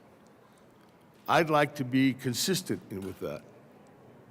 This is something I think that, and I understand the vote and all the things that have gone on, but this is one about being able to help businesses progress, grow, and be something that could be passed on to a family member. This is an opportunity for the state of Colorado to say, listen, we understand and we want entrepreneurs to take on the challenges of becoming a distillery that is nationwide recognized right here in your hometown. Without that, we're not going to be able to do that, and that's the reason these small liquor stores are an integral part to us progressing to where we can build those kind of reputations. Please vote yes on 33. The motion is the adoption of Senate Bill 33. All those in favor say aye. Aye. All those opposed, no. The ayes have it. Senate Bill 33 is adopted.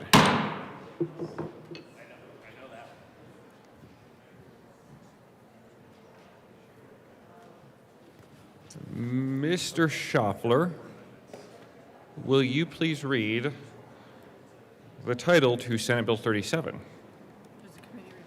Senate Bill 37 by Senators Roberts and Kirkmeyer and Representatives Taggart and Morrow concerning assistance for communities experiencing energy transition. Very brief. Okay. Senator Roberts. I know you have an amendment. Thank you, Mr. Chair. I move Senate Bill 37 and the Business, Labor, Technology Committee report. To the committee report. In the committee, we made several amendments, including striking Section 3 in its entirety, and made a few other changes as a result of stakeholding with the administration and various departments, and would ask for an aye vote on the committee report. Seeing no further discussion, the motion is the adoption of the committee report to Senate Bill 37. All in favor say aye. Aye. All those opposed, no. The ayes have it, and the committee report is adopted. To the bill. I'm just reading through. There was one. Aye. Aye. Didn't hear any no's either. There is an amendment at the desk. Mr. Schaffler, will you please read L006? Amendment Senator L006. Roberts. Thank you, Mr. Chair. I move L006. To the amendment. This adds in a SMART Act committee report, SMART Act report requirement into the bill. I'd ask for an aye vote. The motion is the adoption of L006 to Senate Bill 37. All those in favor say aye. Aye. All those opposed, no. The ayes have it. L006 is adopted. There is an amendment at the desk. Mr. Schaffler, will you please read L007? Amendment L007, amend Senator Roberts. Thank you, Mr. Chair. I move L007. To the amendment. Thank you, Mr. Chair. This amendment makes sure that the funding available from the Office of Just Transition can be given out and awarded, changes it from a deadline of 2027 to 2030 to line up with the closures and transitions that are going to happen during that time. I ask for an aye vote. The motion is the adoption of L007 to Senate Bill 37. All in favor say aye. Aye. All opposed, no. The ayes have it. L007 is adopted. There is an amendment at the desk. Mr. Schaffler, will you please read L008? Amendment L008, amend the Senator Business Roberts. Labor. Thank you, Mr. Chair. I move L008. To the amendment. Thank you, Mr. Chair. So this amendment will add back in a Section 3 to the bill. And while not everything that my co-sponsor and I wanted from the beginning of this bill, I think makes an important change. This will allow the Department of Local Affairs to establish a preference for Tier 1 coal transition communities when they are awarding their grants from the Energy Impact Assistance Fund. And I will thank DOLA for their willingness to do this and get hopefully a little extra help to our Tier 1 communities that are experiencing property tax loss.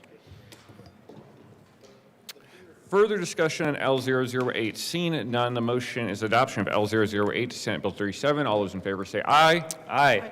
All those opposed, no. The ayes have it. L008 is adopted. There is an amendment at the desk. Mr. Schaffler, will you please read L009? Amendment L009, amend printed bill, page 8, strike Senator item Roberts. 17. Thank you, Mr. Chair. I move L009. To the amendment. Thank you, Mr. Chair. This amendment does add a safety clause, and I tried to avoid it, but the reason for this is because the grants go out at the fiscal year of July 1, and some of the other timing that we're trying to do in the other parts of the bill, the drafters said the only way to do that to make all the dates line up was a safety clause. Seeing no further discussion, the motion is the adoption of L009 to Senate Bill 37. All those in favor say aye. Aye. All those opposed, no. The ayes have it. L009 is adopted.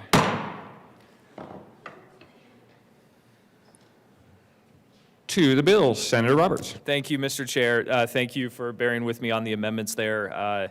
But this bill, I'm very happy to be here with the good senator from Weld County to bring forward Senate Bill 37.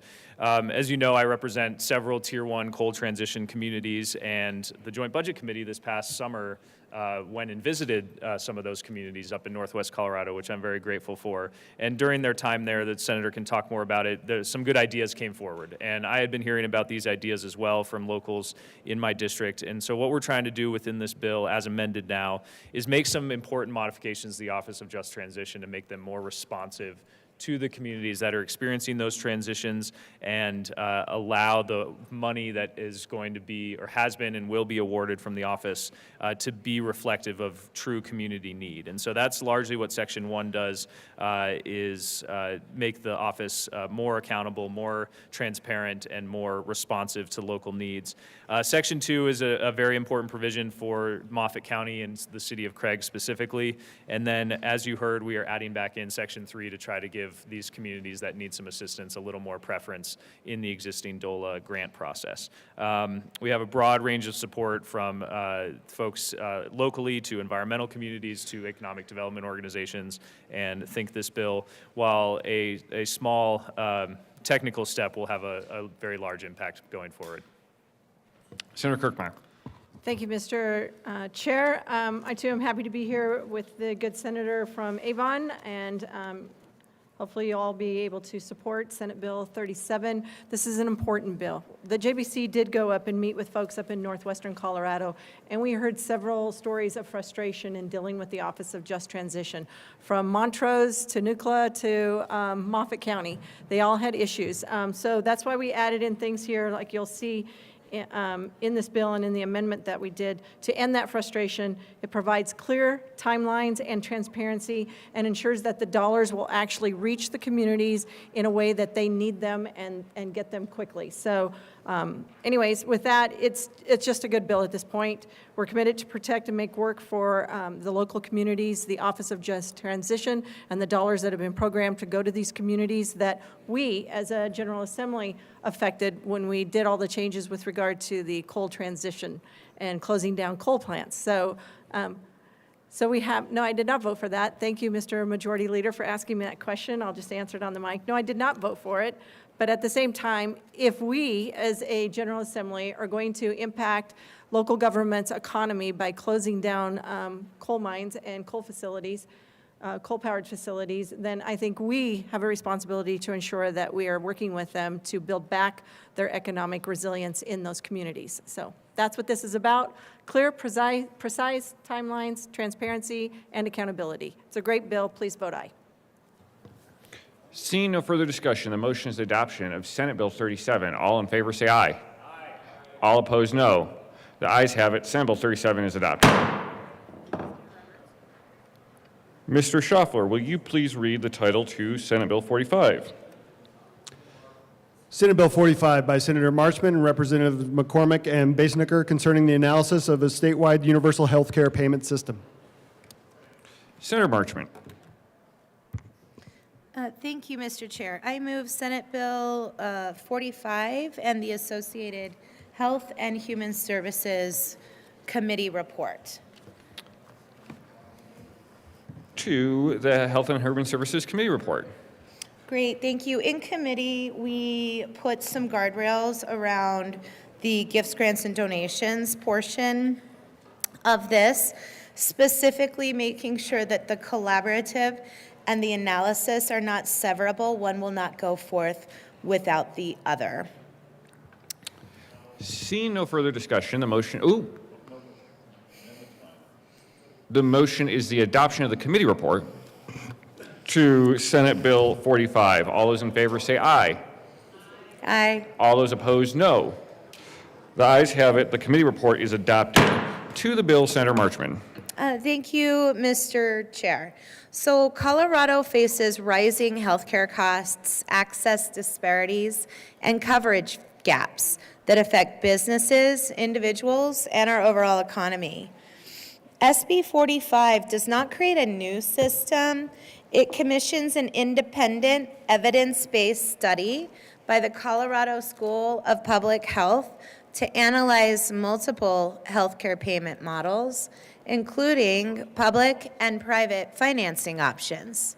The study is going to gather data, engage stakeholders, and provide clear, factual insights to inform future policy decisions. We heard a bit of opposition in the committee, and I wanted to take a moment to address some of what we heard. We heard that this study is biased towards single-payer systems, and in fact, this mandates a study of multiple models, not just single-payer. The study is going to compare public and private financing models, evaluating costs, feasibility, and equity. Findings are going to be public and transparent. There will not be a predetermined outcome. Another claim that we heard is this has already been studied. Oregon did a study, Colorado in 2016 had an Amendment 69.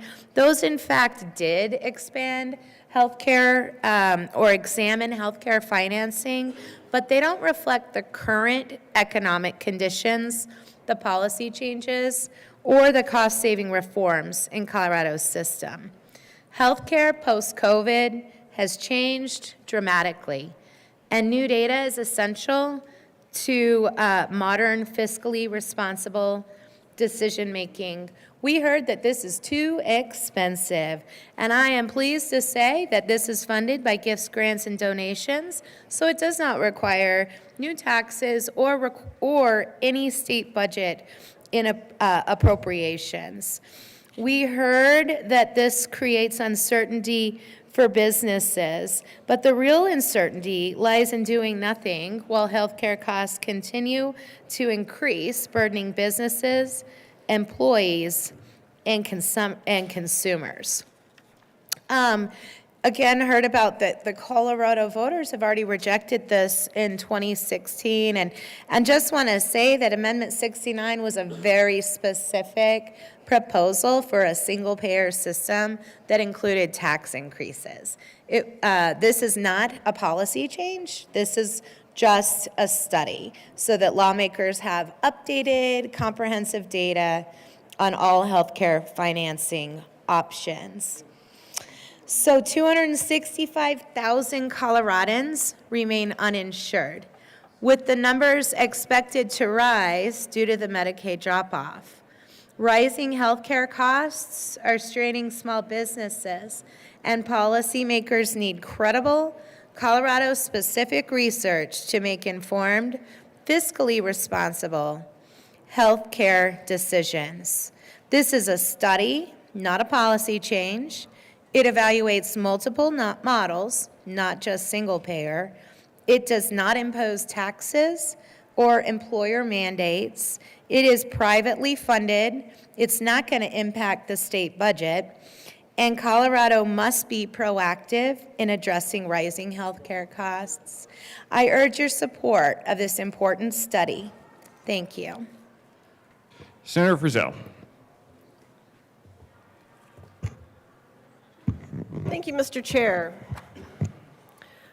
So, members, I happen to be in the Health and Human Services Committee and got to hear this bill several weeks ago now. Gosh, it seems like a long time ago. You know, one of the first questions I had about this is, this study would be conducted by the Colorado School of Public Health, and who funds it? Oh, it's gifts, grants, and donations. No worries, it's free. We don't have to pay anything. No fiscal note. But I believe, and perhaps I've slept a few times since that committee, but the gift, grant, and donation to fund this particular study comes from the Colorado School of Public Health. Do I recall that correctly? No, that's not right. Please. Senator Marchman. Thank you to the amazing senator from Frizellville. Yeah.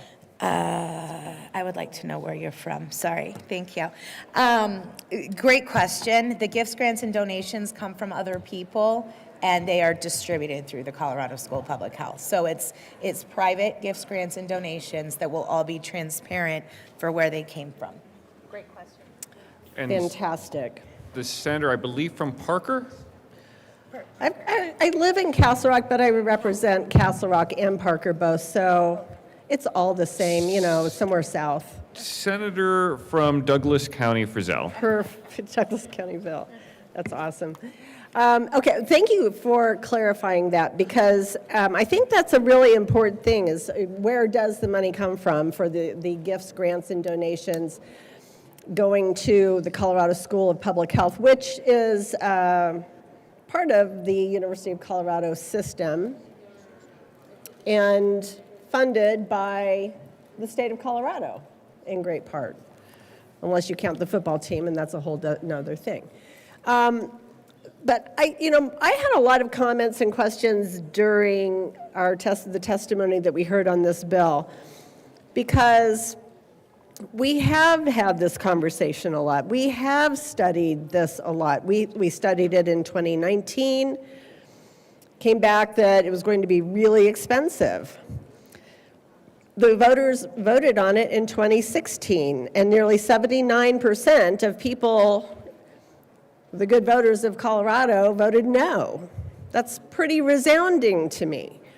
And so my question to the bill sponsors at the end of testimony was, I mean, are we going to just keep studying this until we get the answer that we want? Is that the plan? Is that the idea? Because that's not okay.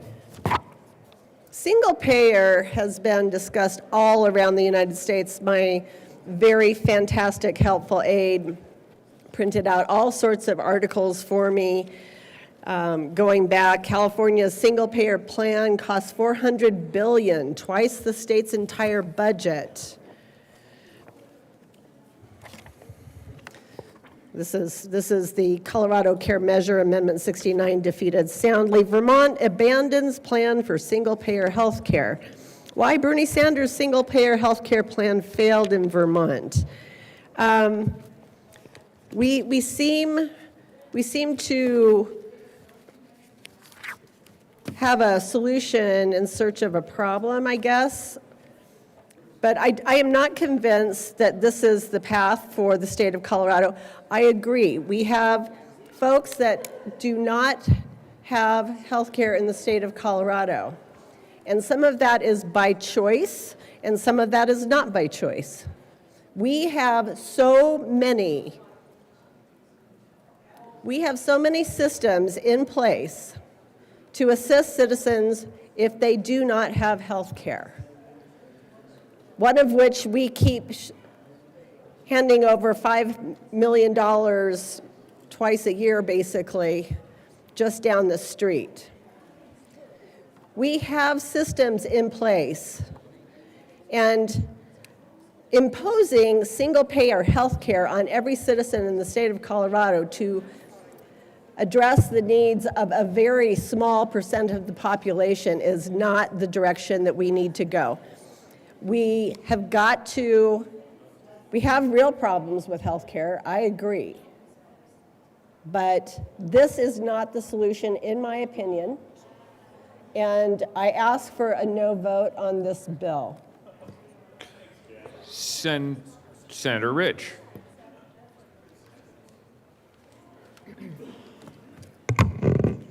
Thank you, Mr. Chair. And I rise in opposition to this bill. Universal health care is a system where every state resident can access adequate and affordable health care. That is the very definition of the Affordable Care Act. Why can't we simply look at statistics from 2010 to the present and learn from those as opposed to funding another study to do so. Opponents, like the insured trade group America's Health Insurance Plans, suggested that the study waste time, primarily because the state's public health school conducted a similar study 4 years ago. And in 2016, Colorado voters resoundingly rejected, with 78.77% of Coloradans voting no on a ballot measure that would have instituted a universal health care system. No means no, and I'm asking for a no vote on this bill. Senator Simpson.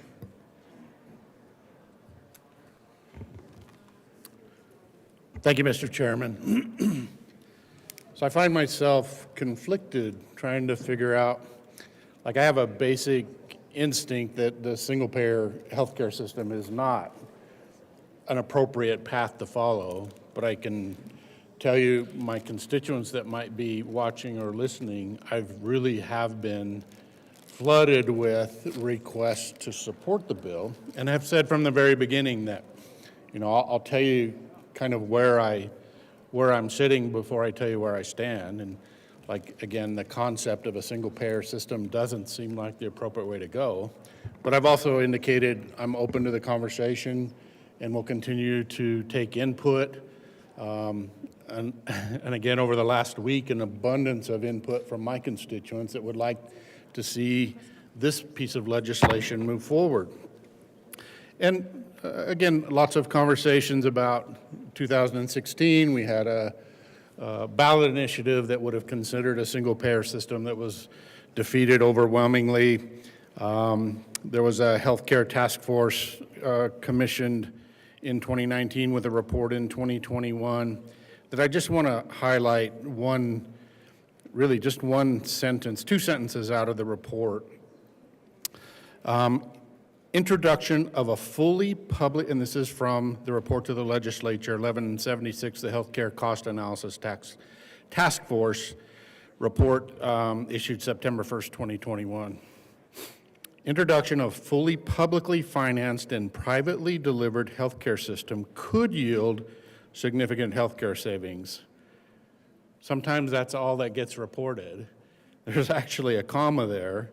And then the rest of the statement is, particularly if pricing regulations are put in place to control cost growth in the future. Price controls in the healthcare space seems problematic. The government doesn't have a great history of programs where price controls are effective. And then the last sentence in the report says the financial health of hospitals and clinics and clinician retention should all be carefully considered with any potential pricing regulations. Again, it just kind of sets the stage that there might be a path forward, so that's where I'm trying to balance and think through, do I support the bill? What are the fiscal implications? There's been an effort to make sure there's no general fund implications in the bill, and help, you know, show to the constituents that I'm actively listening and trying to process this and think about the outcomes. I've highlighted before to some of my constituents, I had the great fortune of living in Australia for 2 years under a single-payer healthcare system that was extremely expensive and anecdotally required an abundance of wait time. People I worked with, I was an expatriate, so I actually got extra insurance on top of that that afforded me immediate access. But some of the folks I worked with waited extended period of times for simple MRIs or simple procedures. Actually just read an article this week about now the lack of access in rural parts, remote parts of Australia. So I just trying to process all the consequences, the potential benefits, what it might mean to taxpayers in Colorado, what it might mean for delivery of health care. It's a broad conversation, and I truly have not committed one way or the other yet. So I think I'll have to do that here in short order. But thank you to the sponsor. I've not engaged with the sponsor, but know I'm thinking deeply about this policy and this conversation. So thank you, Mr. Chair. Senator Kirkmeyer.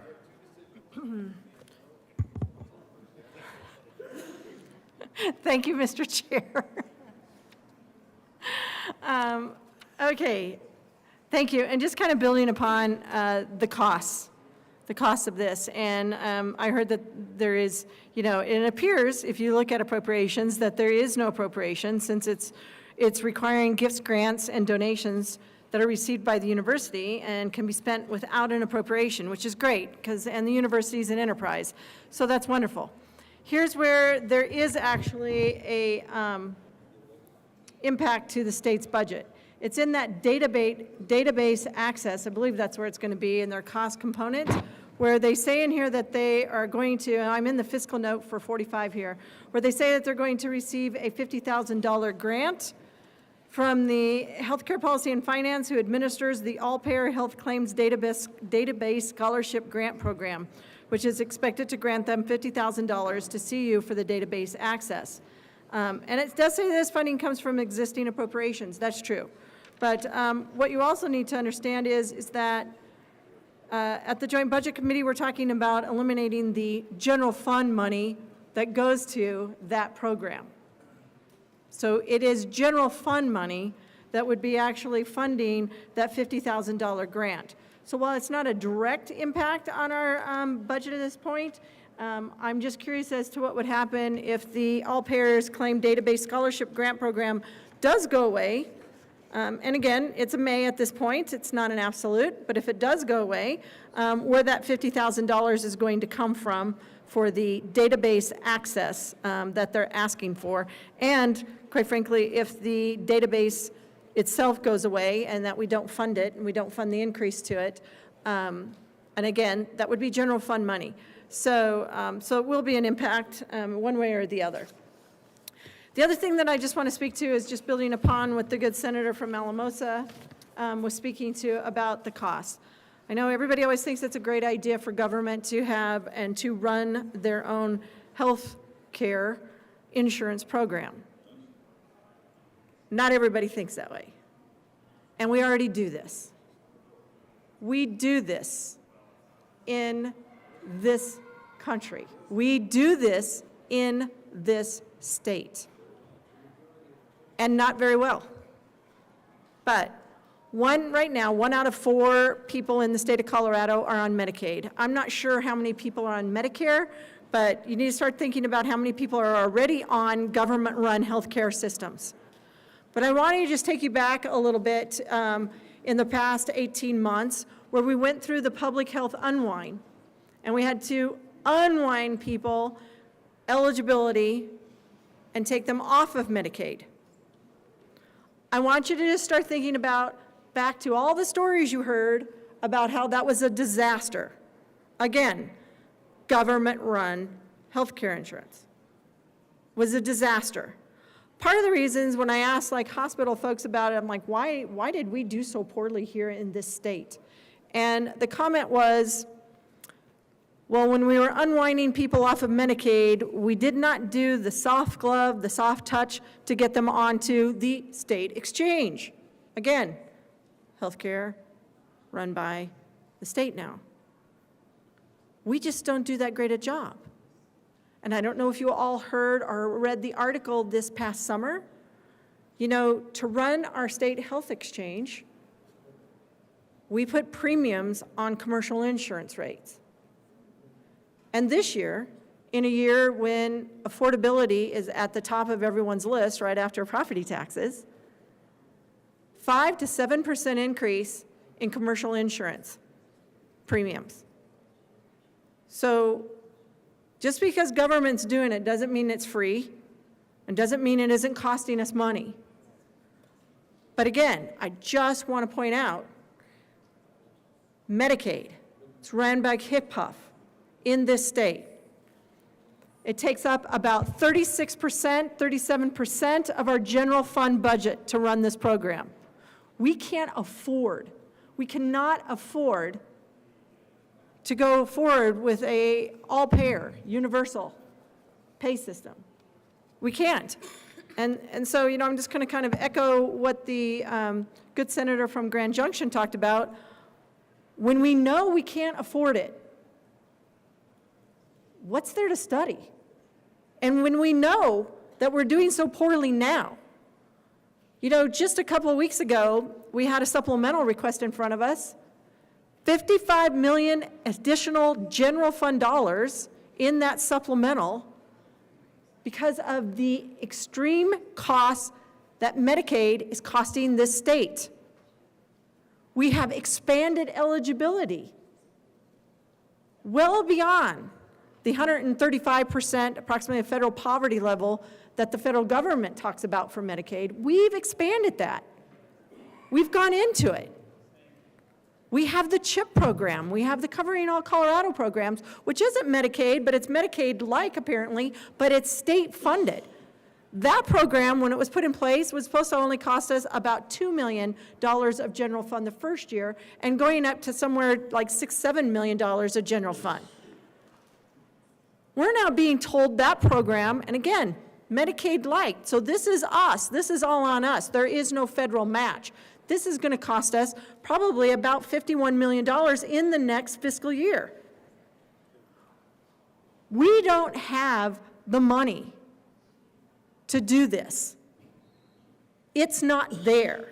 In case anybody missed it, we've been talking about the structural deficit that we have in this state in our budget.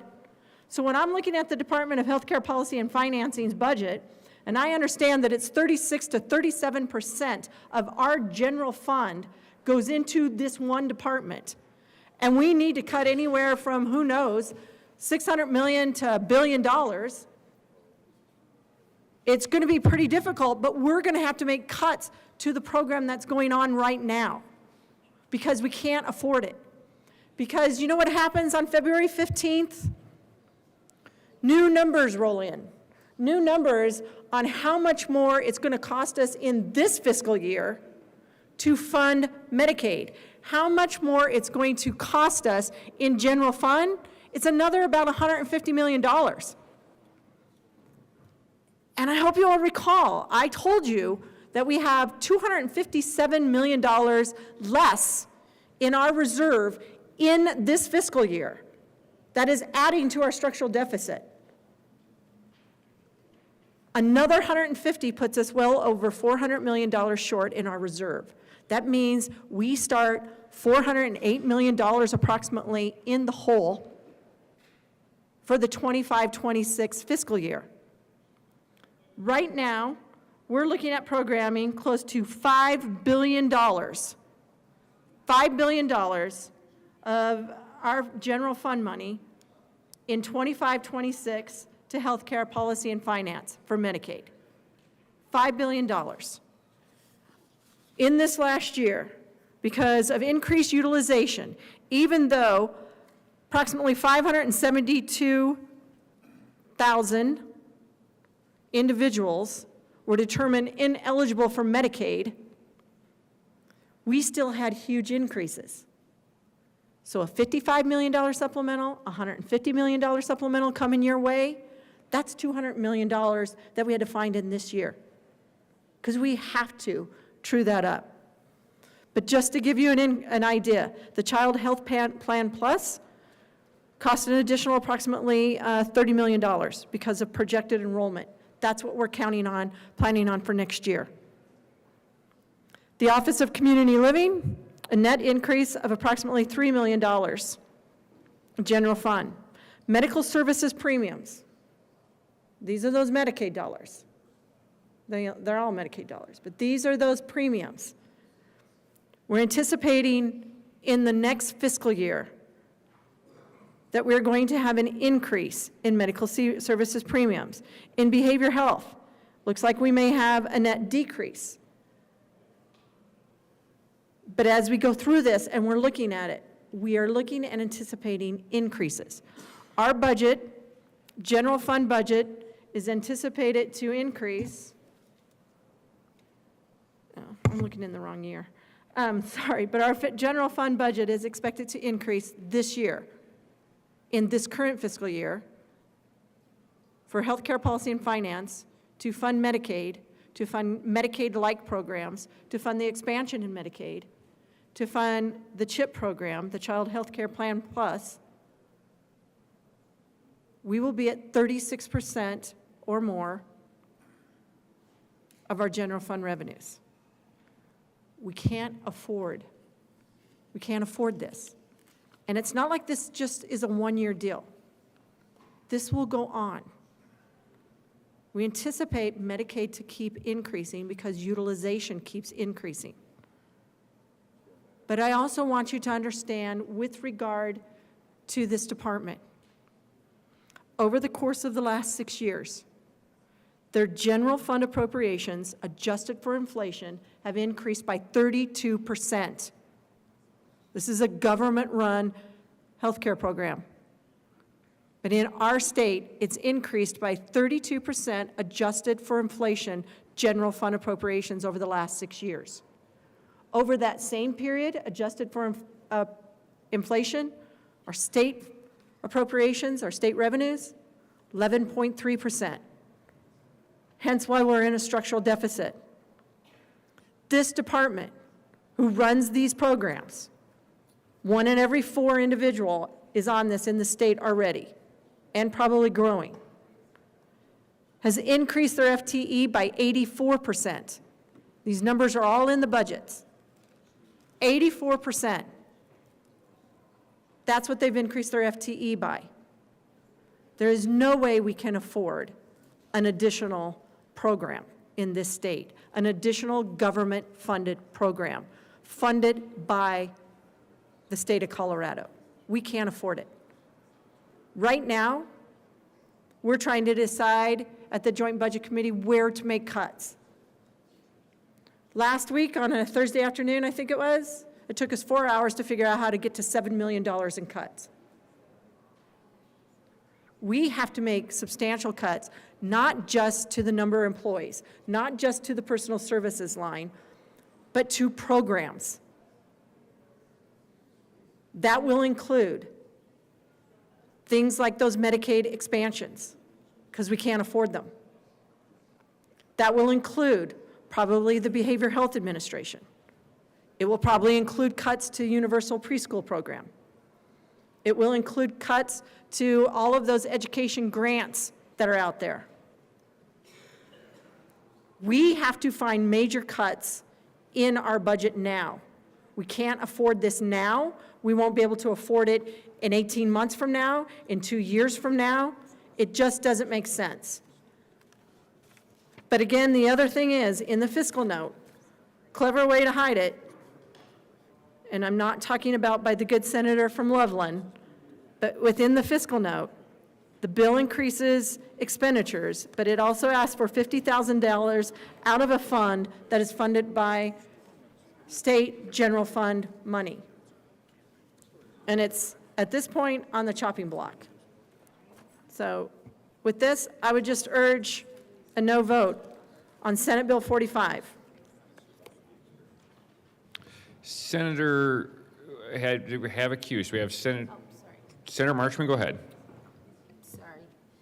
Thank you, Mr. Chair. I was just going to acknowledge, I really appreciate the comments of the good senators from Alamosa and Castle Park and I think Brighton. I am also very cognizant of the HCPF costs. I will say that all payer claims database is very important for us to access.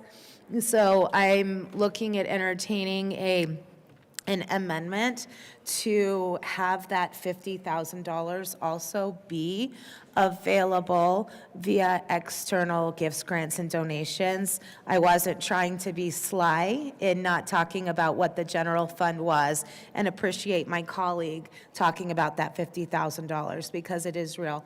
And so I am looking at trying to prepare an amendment to be able to also engage that database with external gifts, grants, and donations. So I appreciate it. Thank you.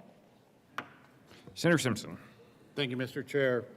The other thing I didn't bring up or highlight when I spoke earlier was part of the calculation again is in the bill, where am I, on page 4, paragraph on line 13, it says, no later than July 1st of this year, 2025, the Colorado School of Public Health shall research and select draft model legislation that proposes a universal health care system for Colorado that directly compensates providers.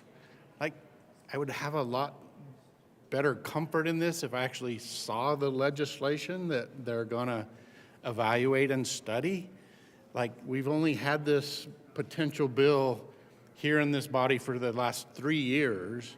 Let me see what the bill is and what it says and what it does, and are there a variety of options to consider in that space? It sounds like there might be, because the school's gonna pick one no later than July 1st, and then they're gonna make it available. But further on in the bill, I was gonna highlight that the study, there's a list of requirements that the study must do, but on page 5, line 20, the Colorado School of Public Health shall analyze the draft model legislation that I don't know what it is yet, selected pursuant to subsection 3 of this section.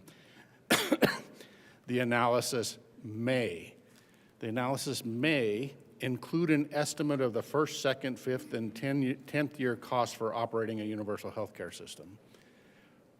That seems like the biggest driving, I don't want to say that, that's an overreach. It's one of the most significant factors in the consideration of, do we want to adopt this policy? You may include an estimate. That probably should be a requirement to include an estimate of what the costs are in each of those first few years. So again, just wanted to talk about my calculation and what I'm working through to figure out whether I want to support or am opposed to this policy. Thank you, Mr. Chair. Majority Leader Lundin. Thank you very much, Mr. Chair. What have we here? Consideration of a contravention of the will of the people of Colorado. They, with a resounding way, say, not for us. And year after year after year after year, we keep saying, we, the General Assembly, oh, but we think this is better for you. Take your cod liver oil and sit down. What do we have? Introduced bill, Senate Bill 25045, Jaquez Lewis and Marchman. The bill requires the Colorado School of Public Health to analyze draft model legislation for implementing a single-payer, nonprofit, publicly financed, and privately delivered universal health care payment system for Colorado that directly compensates providers. The Colorado School of Public Health must submit a report detailing its findings to the General Assembly by December 31st of 2026. The bill also creates the statewide Healthcare Analysis Collaborative.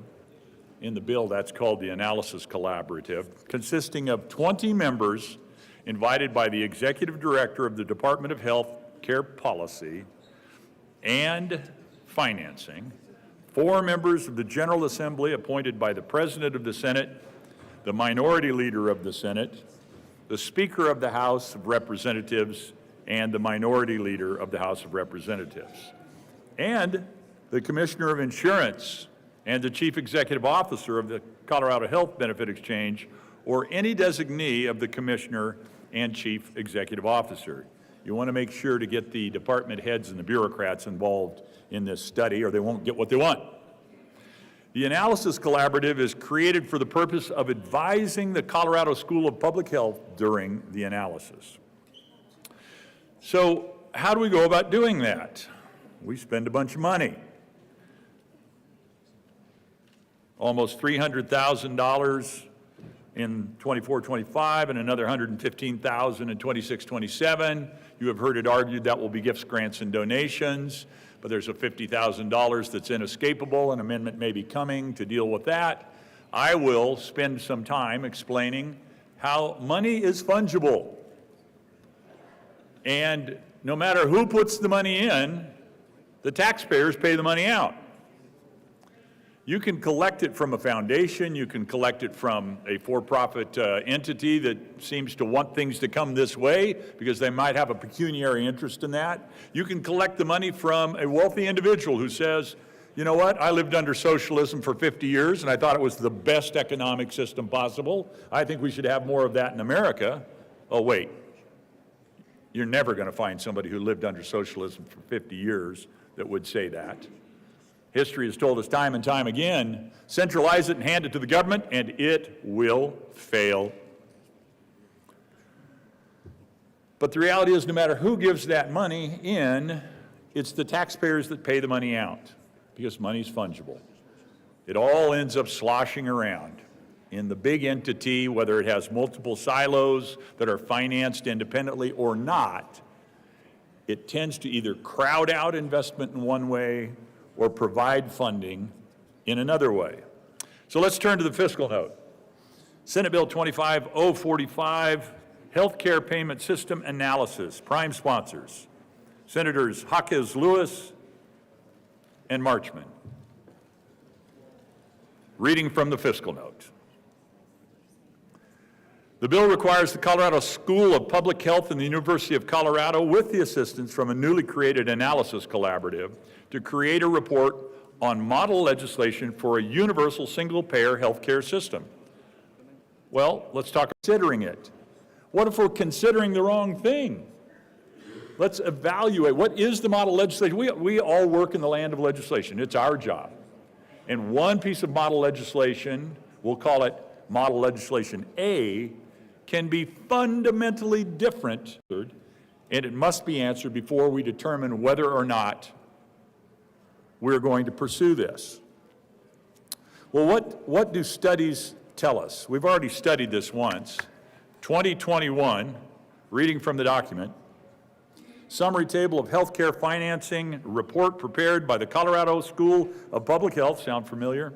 For the Healthcare Cost Analysis Task Force formed by HB, House Bill 1176. It identifies and accounts for, in this particular analysis, a publicly financed and privately delivered option that provides universal coverage. Total healthcare expenditures within the first year. An analysis of a system similar to what we might be considering with this bill, presented by various sponsors. I'm gathering that reading from the documents is creating a problem.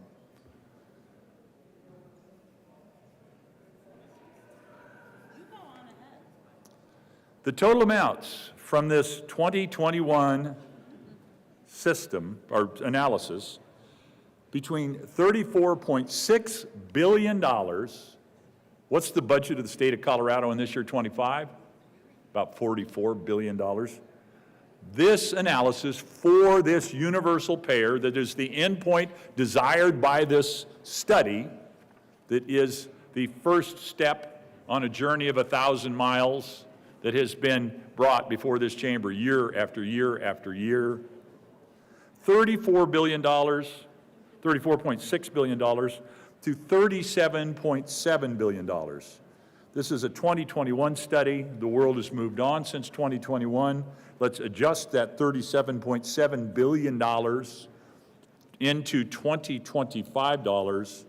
That would be a $45.3 billion project.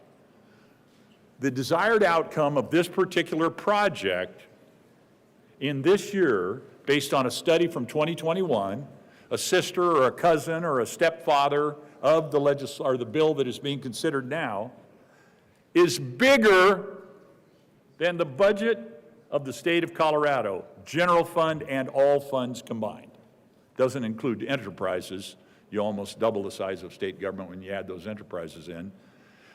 But this project will lead us to an outcome that says, if we keep it in current dollars, 2025, plan to spend more money than we will spend in the entire state of Colorado budget, general fund and all funds together. $45.3 billion, this particular analysis. Well, Past performance is no guarantee of future results. Current performance in the government-run healthcare insurance system we have, Medicaid, is not going well. You look at our supplemental, we all voted, I voted no, I think, on a supplemental budget. What's a supplemental? Well, that's when you make a budget and then you discover, after having done a little bit of the work, having gotten through some of the time that you intended to work through, you didn't have the right number, you undershot. We were required to provide for supplemental, additional money to medical services in the Healthcare Policy and Financing Department in Senate Bill 93 earlier this year, the supplemental, 55 million oopses. Oops, $1. You got to do that 55 million times to get just to the oops that we had on failing to properly or adequately fund Medicaid, an existing government-run health insurance program, not running well. All right, let's talk a little bit more about that. There is a great debate waging right now on the budget of Colorado. We're $1 billion short. One of the places that they're looking carefully at to try and help make up part of that shortfall is how much we pay to the providers of actual health care services for the people who are on the Medicaid health insurance program. Guess what they're talking about doing? The governor's proposed that they actually restrain, cut from what was intended, the money being paid to the people who actually do the work, the ER nurses who step in the way of the fight between life and death on your behalf. Are you kidding me?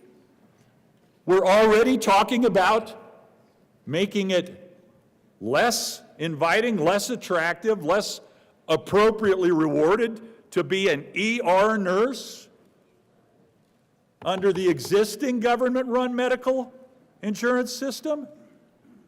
I'm not certain that's a good path to be on. I would argue strenuously the end point of where this particular bill, this particular study takes us is catastrophic in nature. I would rather we find ways to make sure we're actually providing appropriately for the people who provide for our health care, not the insurance program, the people who actually provide for our health care. And I think we do it better in the hurly-burly, the give and take, the challenges of a marketplace system. We're failing to do it appropriately in the government system that we already have. And this study says let's do it one more time. So we looked at the supplemental, the 55 million whoopses that we already had with regard to Medicaid, the existing government-run health care system. I think we've got an amendment. I guess I'll reserve my further comments until we have more bright, shiny young faces in the gallery.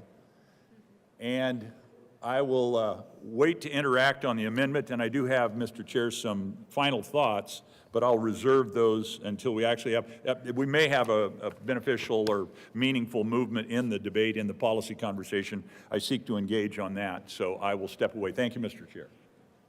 Senator Mullica.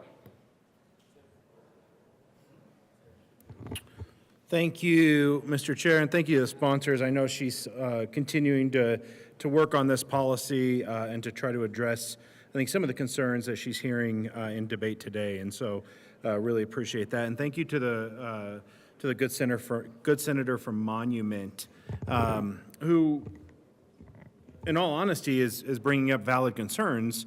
I'm not sure if those valid concerns are with this bill, though, because the debate that we're hearing is about the debate around single-payer health care and the ability to offer that here and the viability to offer that.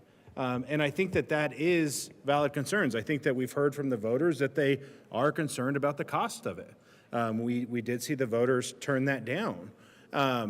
And so you hear the argument from the good senator from Monument, and there's a lot of valid things that he's saying, but that's not what this bill is. This bill is saying, should the Colorado Department of Public Health or the School of Public Health study this?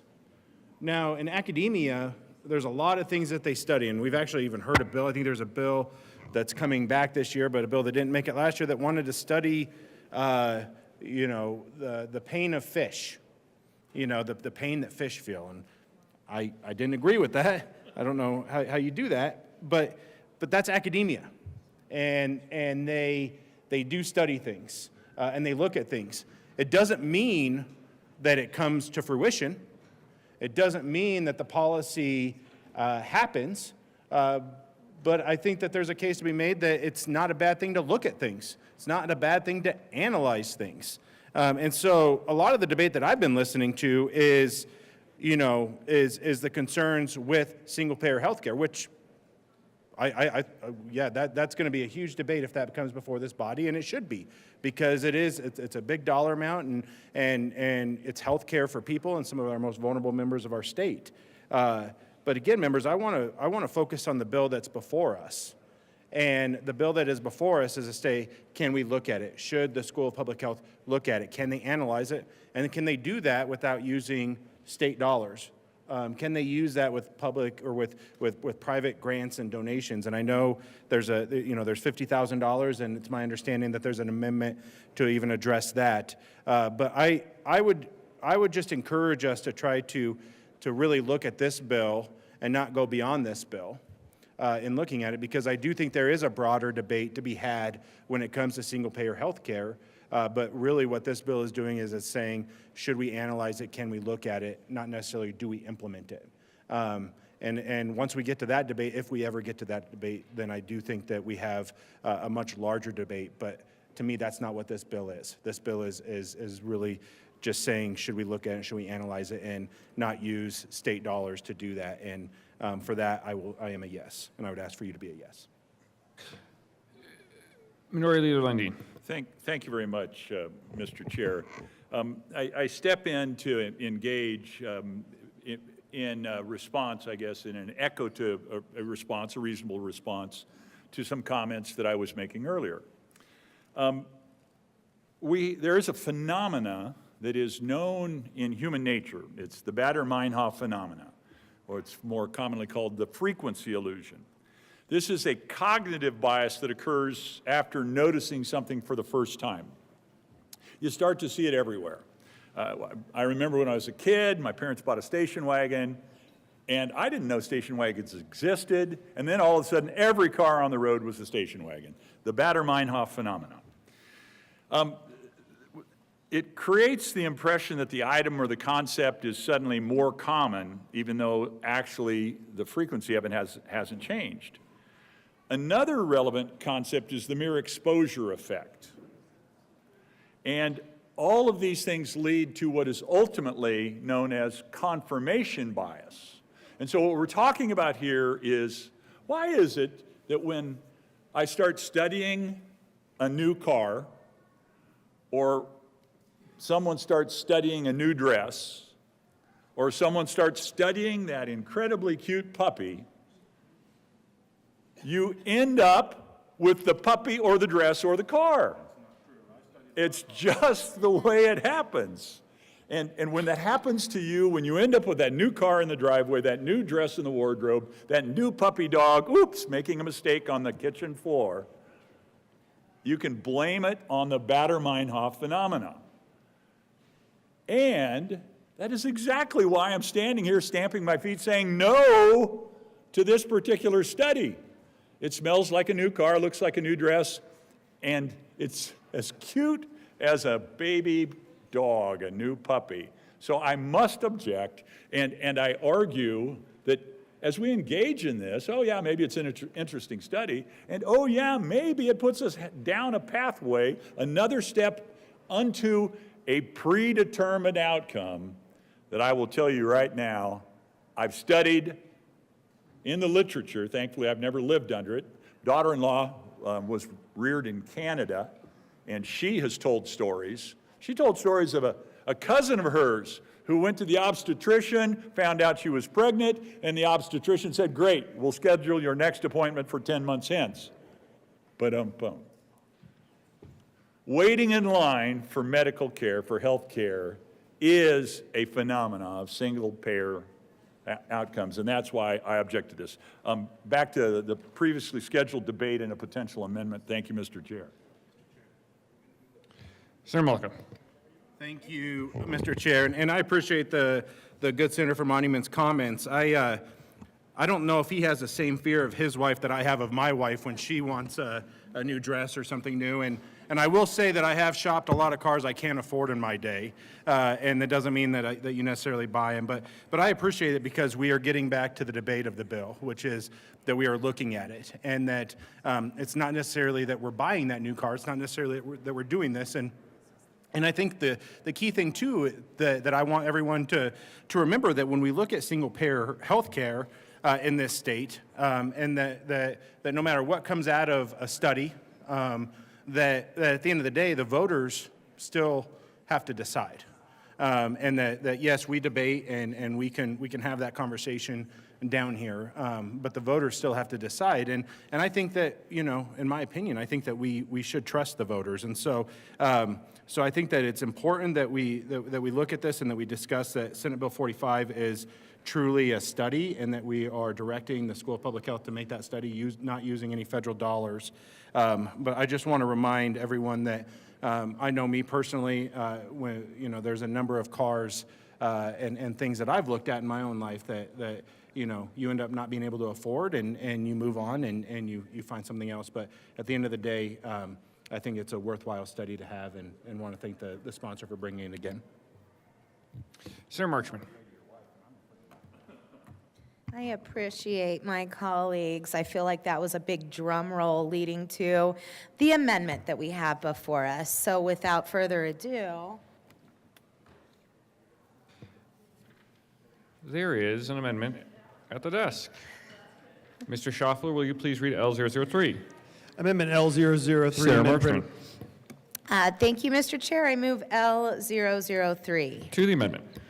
Thank you, Mr. Chair. So we did hear that there's a $50,000 scholarship opportunity that is general fund funded.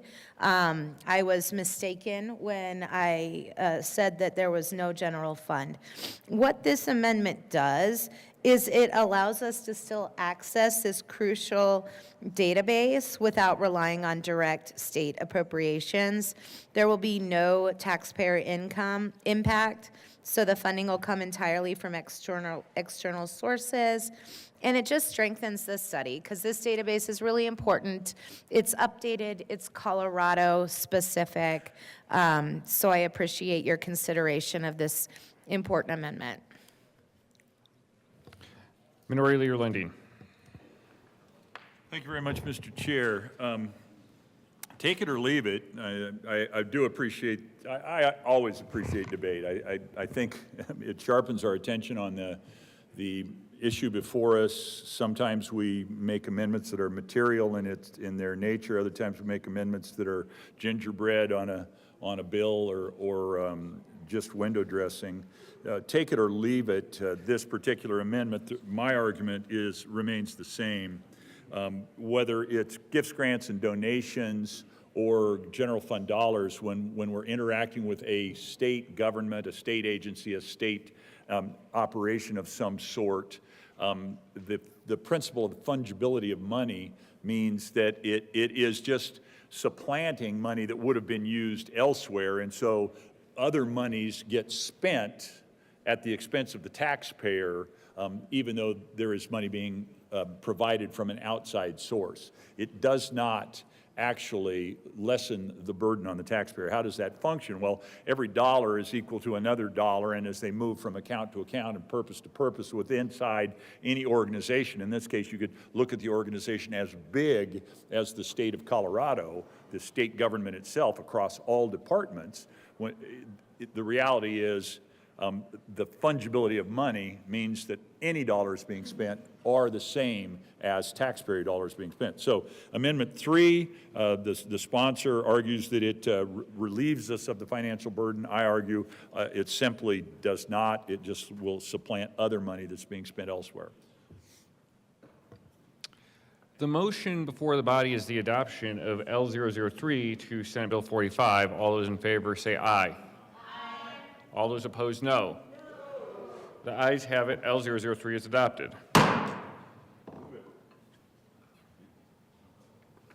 Minority Leader Lundin? To the bill. To the bill. I'm assuming that's where you're going. Thank you, Mr. Chair. To the bill. All right, I have some introductory comments as I prepare to begin my debate on this particular bill. Let me share them with you now. I rise in strong opposition to the bill requiring the Colorado School of Public Health to analyze draft legislation for a single-payer health care system. You've heard me comment about what legislation. I think that's a critically important question we haven't answered, makes the entire project an effort in futility. Good reason to not vote for a bill. When it's an effort in futility, you shouldn't be voting yes on it. While I respect the intent behind improving access to health care for every Coloradan, we must confront the practical and fiscal realities that are actually before us. Colorado is already struggling to meet its Medicaid obligations. Expanding our health care commitments to explore a costly single-payer model without addressing our current financial shortcomings, which are manifest, is not only unwise, it's irresponsible. Irresponsible. Medicaid, which serves our most vulnerable populations, 25% of the people of Colorado already, consumes a significant portion of our state budget, and we're struggling to adequately pay the people that provide service inside that insurance program right now. Yet we continue to see funding gaps, delayed reimbursements to providers, and administrative strain. And it's going to get worse, colleagues. I don't know whether you're reading the reports coming out of JBC or not, but structural deficit, a word that was being eschewed previously, is now being embraced. It's a reality. We have a financial problem that, quite frankly, the very young members who are participating in the debate here by listening will live through and hopefully see a brighter day, but it's among the most economic challenging or budget challenging moments of the state of Colorado that they will ever see. How can we, in good conscience, embark on the analysis of a new, massive, larger than what we already have, healthcare system when we cannot fully meet our current obligations? The 2021 study that I referenced, when you normalize those dollars to $20-25, says the endpoint at which this study seeks to get to identifies a budget that will be larger than the state of Colorado's budget is today. So we will be, as a state, secondary to the health insurance program that we run. We become an insurance company instead of a state government. It's an insurance company first, state government second. Implementing a new single-payer system, as this study aims to examine, would require unprecedented levels of funding. States like Vermont, which pursued a similar path, found the financial burden insurmountable, forcing them to abandon their plans. Colorado's economy, while resilient, cannot sustain the kind of tax increases or spending cuts necessary to support such a system. Tax increases or spending cuts. My side doesn't like the tax increases. Your side doesn't like the spending cuts. There's enough in this bill for both of us to get together and say no to. Projections from similar proposals have indicated costs running into the tens of billions. 45 billion is the number I put on the table as provided from the 21 study. Dollars that would inevitably come from higher taxes on hardworking Coloradans and local businesses. Actually, I would revise my comment. Businesses don't pay taxes. People pay taxes. Businesses accept, absorb, acknowledge taxes as an expense of doing business, and then they have to build that into their cost, and they must get a return, a reasonable return on the deployed capital, or they will go out of business. Furthermore, while the bill creates a 20-member statewide healthcare analysis collaborative to advise the analysis, we must question the utility of dedicating time and taxpayer resources to a process that leads us toward a financially infeasible outcome. We don't need to spend millions to arrive at what common sense and history already tell us. Colorado cannot afford a single-payer system. We do not need a study and more time to tell us what the people of Colorado have already told us. They don't want it. Our priorities should be clear. Let's focus on improving what we already have. First of all, let's fix Medicaid, ensuring that providers are paid on time and a reasonable effort for their reasonable efforts, and address the gaps in coverage for rural and underserved communities. There are always ways to improve our healthcare system without pursuing unrealistic and financially reckless ventures like this. The odds of the study coming back and saying, yeah, this is financially reckless, it would ruin the state, we should not do it, are at, near, or actually zero. This study will not come back and say, don't do it, bad idea. It is inevitable that the study will come back and say, you know what, if you squint just right, and you stand on your right leg, and you stick your left leg out to the side, you might actually be able to make it to work. That's what the study will say. Maybe not the squint, your right eye, stand on your right leg, but it will say there is a way to do this, because that's what studies result in. That's how they come back always. Smart consultants know that smart consultants go out of business if they don't give you the answer that you want when you request the study. Colleagues, Coloradans are looking to us for practical solutions, not costly analyses that chase unattainable ideals that have been proven in other countries and in other states to be unfeasible. I urge you to oppose this bill and redirect our efforts towards sustainable, actionable reforms that actually benefit the citizens of Colorado who are struggling day after day with an unaffordable life in this beautiful state that they hate to leave, but more and more are being forced to do exactly that. I urge your opposition to Senate Bill 45. Senator Rich. Thank you, Mr. Chair, and I just want to renew my opposition to this bill, and I appreciate everything that I've heard today. One of the things that just keeps sticking with me came from the senator from Alamosa, and it was about being on page 4, paragraph 3. No later than July 1, 2025, the Colorado School of Public Health shall research and select draft model legislation. The decision has already been made without the study that they're going to select model legislation. And we don't know what that is. And this reminds me of when the Affordable Care Act got passed, we had to pass the bill to know what was in it. And we already know that this is unaffordable, but I do agree with the minority leader that when there's a study, there is always a bill to follow. And I would urge a no vote on this because I think the people have spoken about this enough. Thank you. The motion is the adoption of Senate Bill 45. All those in favor say aye. Aye. All those opposed, no. The ayes have it. Senate Bill 45 is adopted. Mr. Majority Leader. Mr. Schaffler, will you please read the title to Senate Bill 24? Senate Bill 24 by Senators Roberts and Frizzell concerning judicial officers. Majority Leader Rodriguez. Thank you, Mr. Chair. I move to lay over Senate Bill 24 until tomorrow, February 20th. The motion is to lay over Senate Bill 24 until tomorrow, February 20th. All those in favor say aye. Aye. All those opposed, no. The ayes have it, and the bill is laid over. Mr. Majority Leader. Thank you, Mr. Chair. I move the committee rise and report. The motion is for the committee to rise and report. All those in favor say aye. Aye.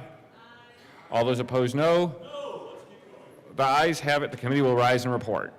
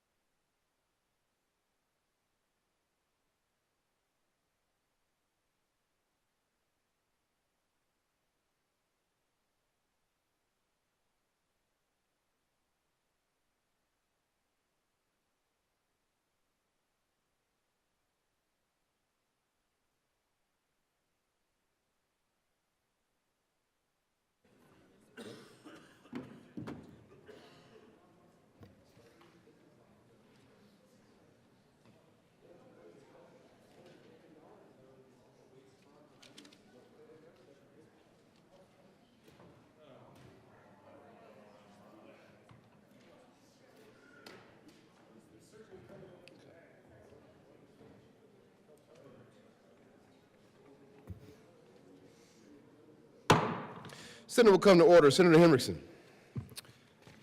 Thank you, Mr. President. Your committee of the whole has met and had a number of bills under consideration. Mr. Schaffler, would you please read the report?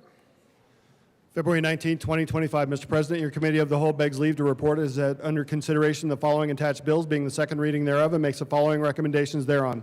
Senate Bill 4 as amended, Senate Bill 33 as amended, Senate Bill 37 as amended, Senate Bill 45 as amended, passed on second reading and ordered engrossed and placed on the calendar for third reading and final passage. Senate Bill 24 laid over until February 20th, 2025 and retaining its place on the calendar. Senator Henriksen. Thank you, Mr. President. I move for the adoption of the report. The motion is the adoption of the committee of the whole report. Are there any no votes? With a vote of 34 ayes, 0 noes, 0 absent, 0 excused, and 1 vacant, the committee of the whole report is adopted.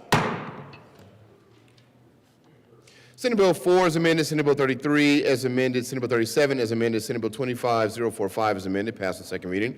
Ordered engrossed and placed on the calendar for third reading and final passage. Senate Bill 24 laid over until 2/20/2025 and retaining its place on the calendar. Committee reports. Committee on Finance, after consideration on the merits, the committee recommends the following. Senate Bill 81 be amended as followed, and as so amended be referred to the Committee on Appropriations with favorable recommendations. Mr. President, the Committee on Finance has had under consideration and has had a hearing on the following appointments and recommends that the appointments be placed on the consent calendar and confirmed. Member of the Colorado Lottery Commission effective July 2nd, 2024 for terms expiring July 1st, 2028. Christian Reese of Grand Junction, Colorado to serve as a representative of the public appointed. Committee on State Veterans and Military Affairs. After consideration on the merits, the committee recommends the following. Senate Bill 117 be postponed indefinitely. Committee on State Veterans and Military Affairs. After consideration on the merits, the committee recommends the following. Senate Bill 1 be amended as follows, and as so amended be referred to the Committee on Appropriations with favorable recommendation.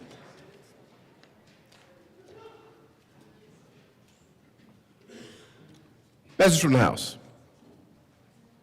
The House has passed on third reading and transmitted to the Reviser of Statutes House Bill 1059, House Bill 1124, amended as printed in the House Journal February 18, 2025. Message from the Reviser. We herewith transmit without comment as amended House Bill 1059 and 1124. Senatorial 5.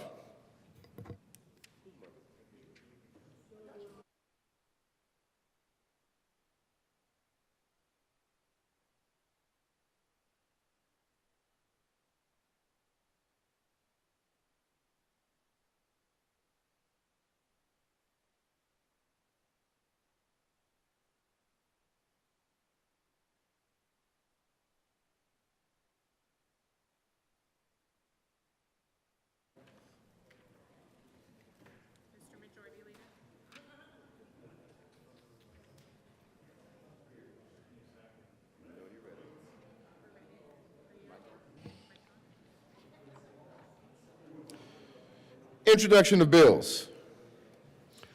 Senate Bill 168 by Senators Bright and Roberts and Representatives Armagost and Espinosa concerning the prevention of illegal wildlife trafficking.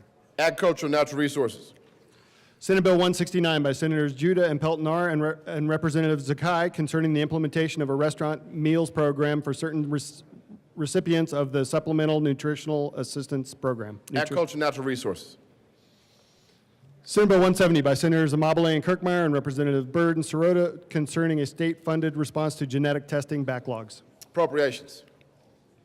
House Bill 1131 by Representatives Basinaker and Johnson and Senators Kipp and Pelton B concerning eliminating certain conditions related to Colorado State University's veterinary medicine program. Education. House Bill 1155 by Representatives Bradfield and Espinosa and Senator Peltonar concerning the authority at a general or congressional vacancy election of the candidate nominated to be on the ballot by a participating political party to choose the watchers in court count facilities. State Vet and Military Affairs. Announcements. Senator Colker. Thank you, Mr. President. I do have one announcement and then request one moment of personal privilege. The announcement is Senate Education Committee will meet today at 1:30 in room 357. We'll hear a nomination for the Board of Trustees for Metro State in Senate Bill 73. May I have a moment of personal privilege? Granted. Thank you. Members, as many of you know, I represent 2 high schools in this state that have been the location of school shootings. My district also butts up against the STEM school. We're just right across the highway from that. And today, I just want to acknowledge the passing of Anne Marie Hochhalter, who was injured at the Columbine shooting in 1999, and she was permanently partially paralyzed from that shooting. She passed away this Sunday in Denver at the age of 43. Her cause of death is suspected by her family as a result of her injuries in that shooting. She was, according to the Colorado Sun, she struggled with intense pain from her wounds over the past 25 years, yet was tireless in her drive to help others, from people with disabilities to rescue dogs and members of her family. They had the 25-year anniversary vigil last year, and she posted on social media after going to it, "I've truly been able to heal my soul since that awful day in 1999." And I'd just like to recognize her, her strength over the last 25 years and her passing today. Thank you. Thank you, Senator Colker.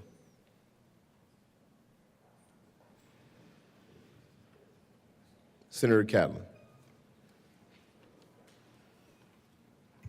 Thank you, Mr. President. I'd like to invite all of you to a reception tonight at the Butterfly Pavilion, and it's at, hang on a minute, I got an address, 6252 West 104th Avenue in Westminster. This gives you an opportunity to have a drink and let butterflies fly all the way around you. It's, if you haven't done that before, this would be a good one. This is the kickoff event.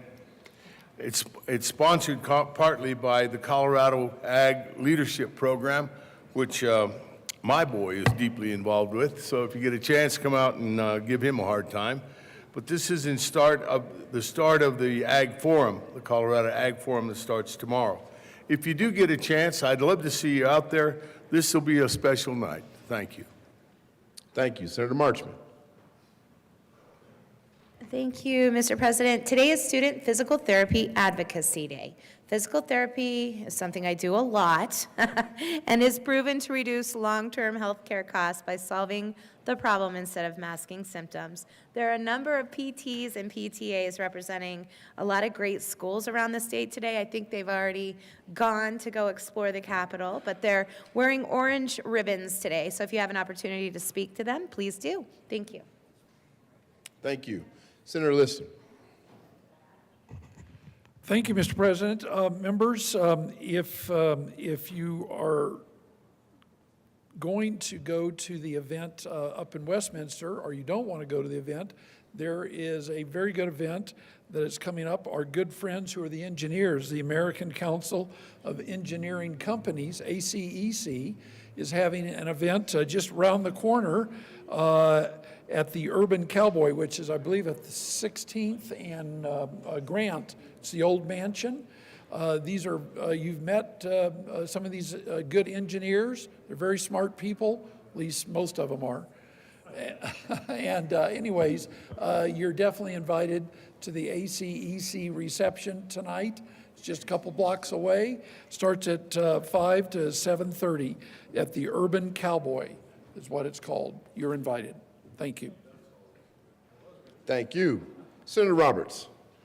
Thank you, Mr. President. Agriculture and Natural Resources Committee, we're going to start as soon as possible upon 15 minutes upon adjournment, I think is the rule, but please head up as quickly as you can to 352, Senate Bill 7 and Senate Bill 15.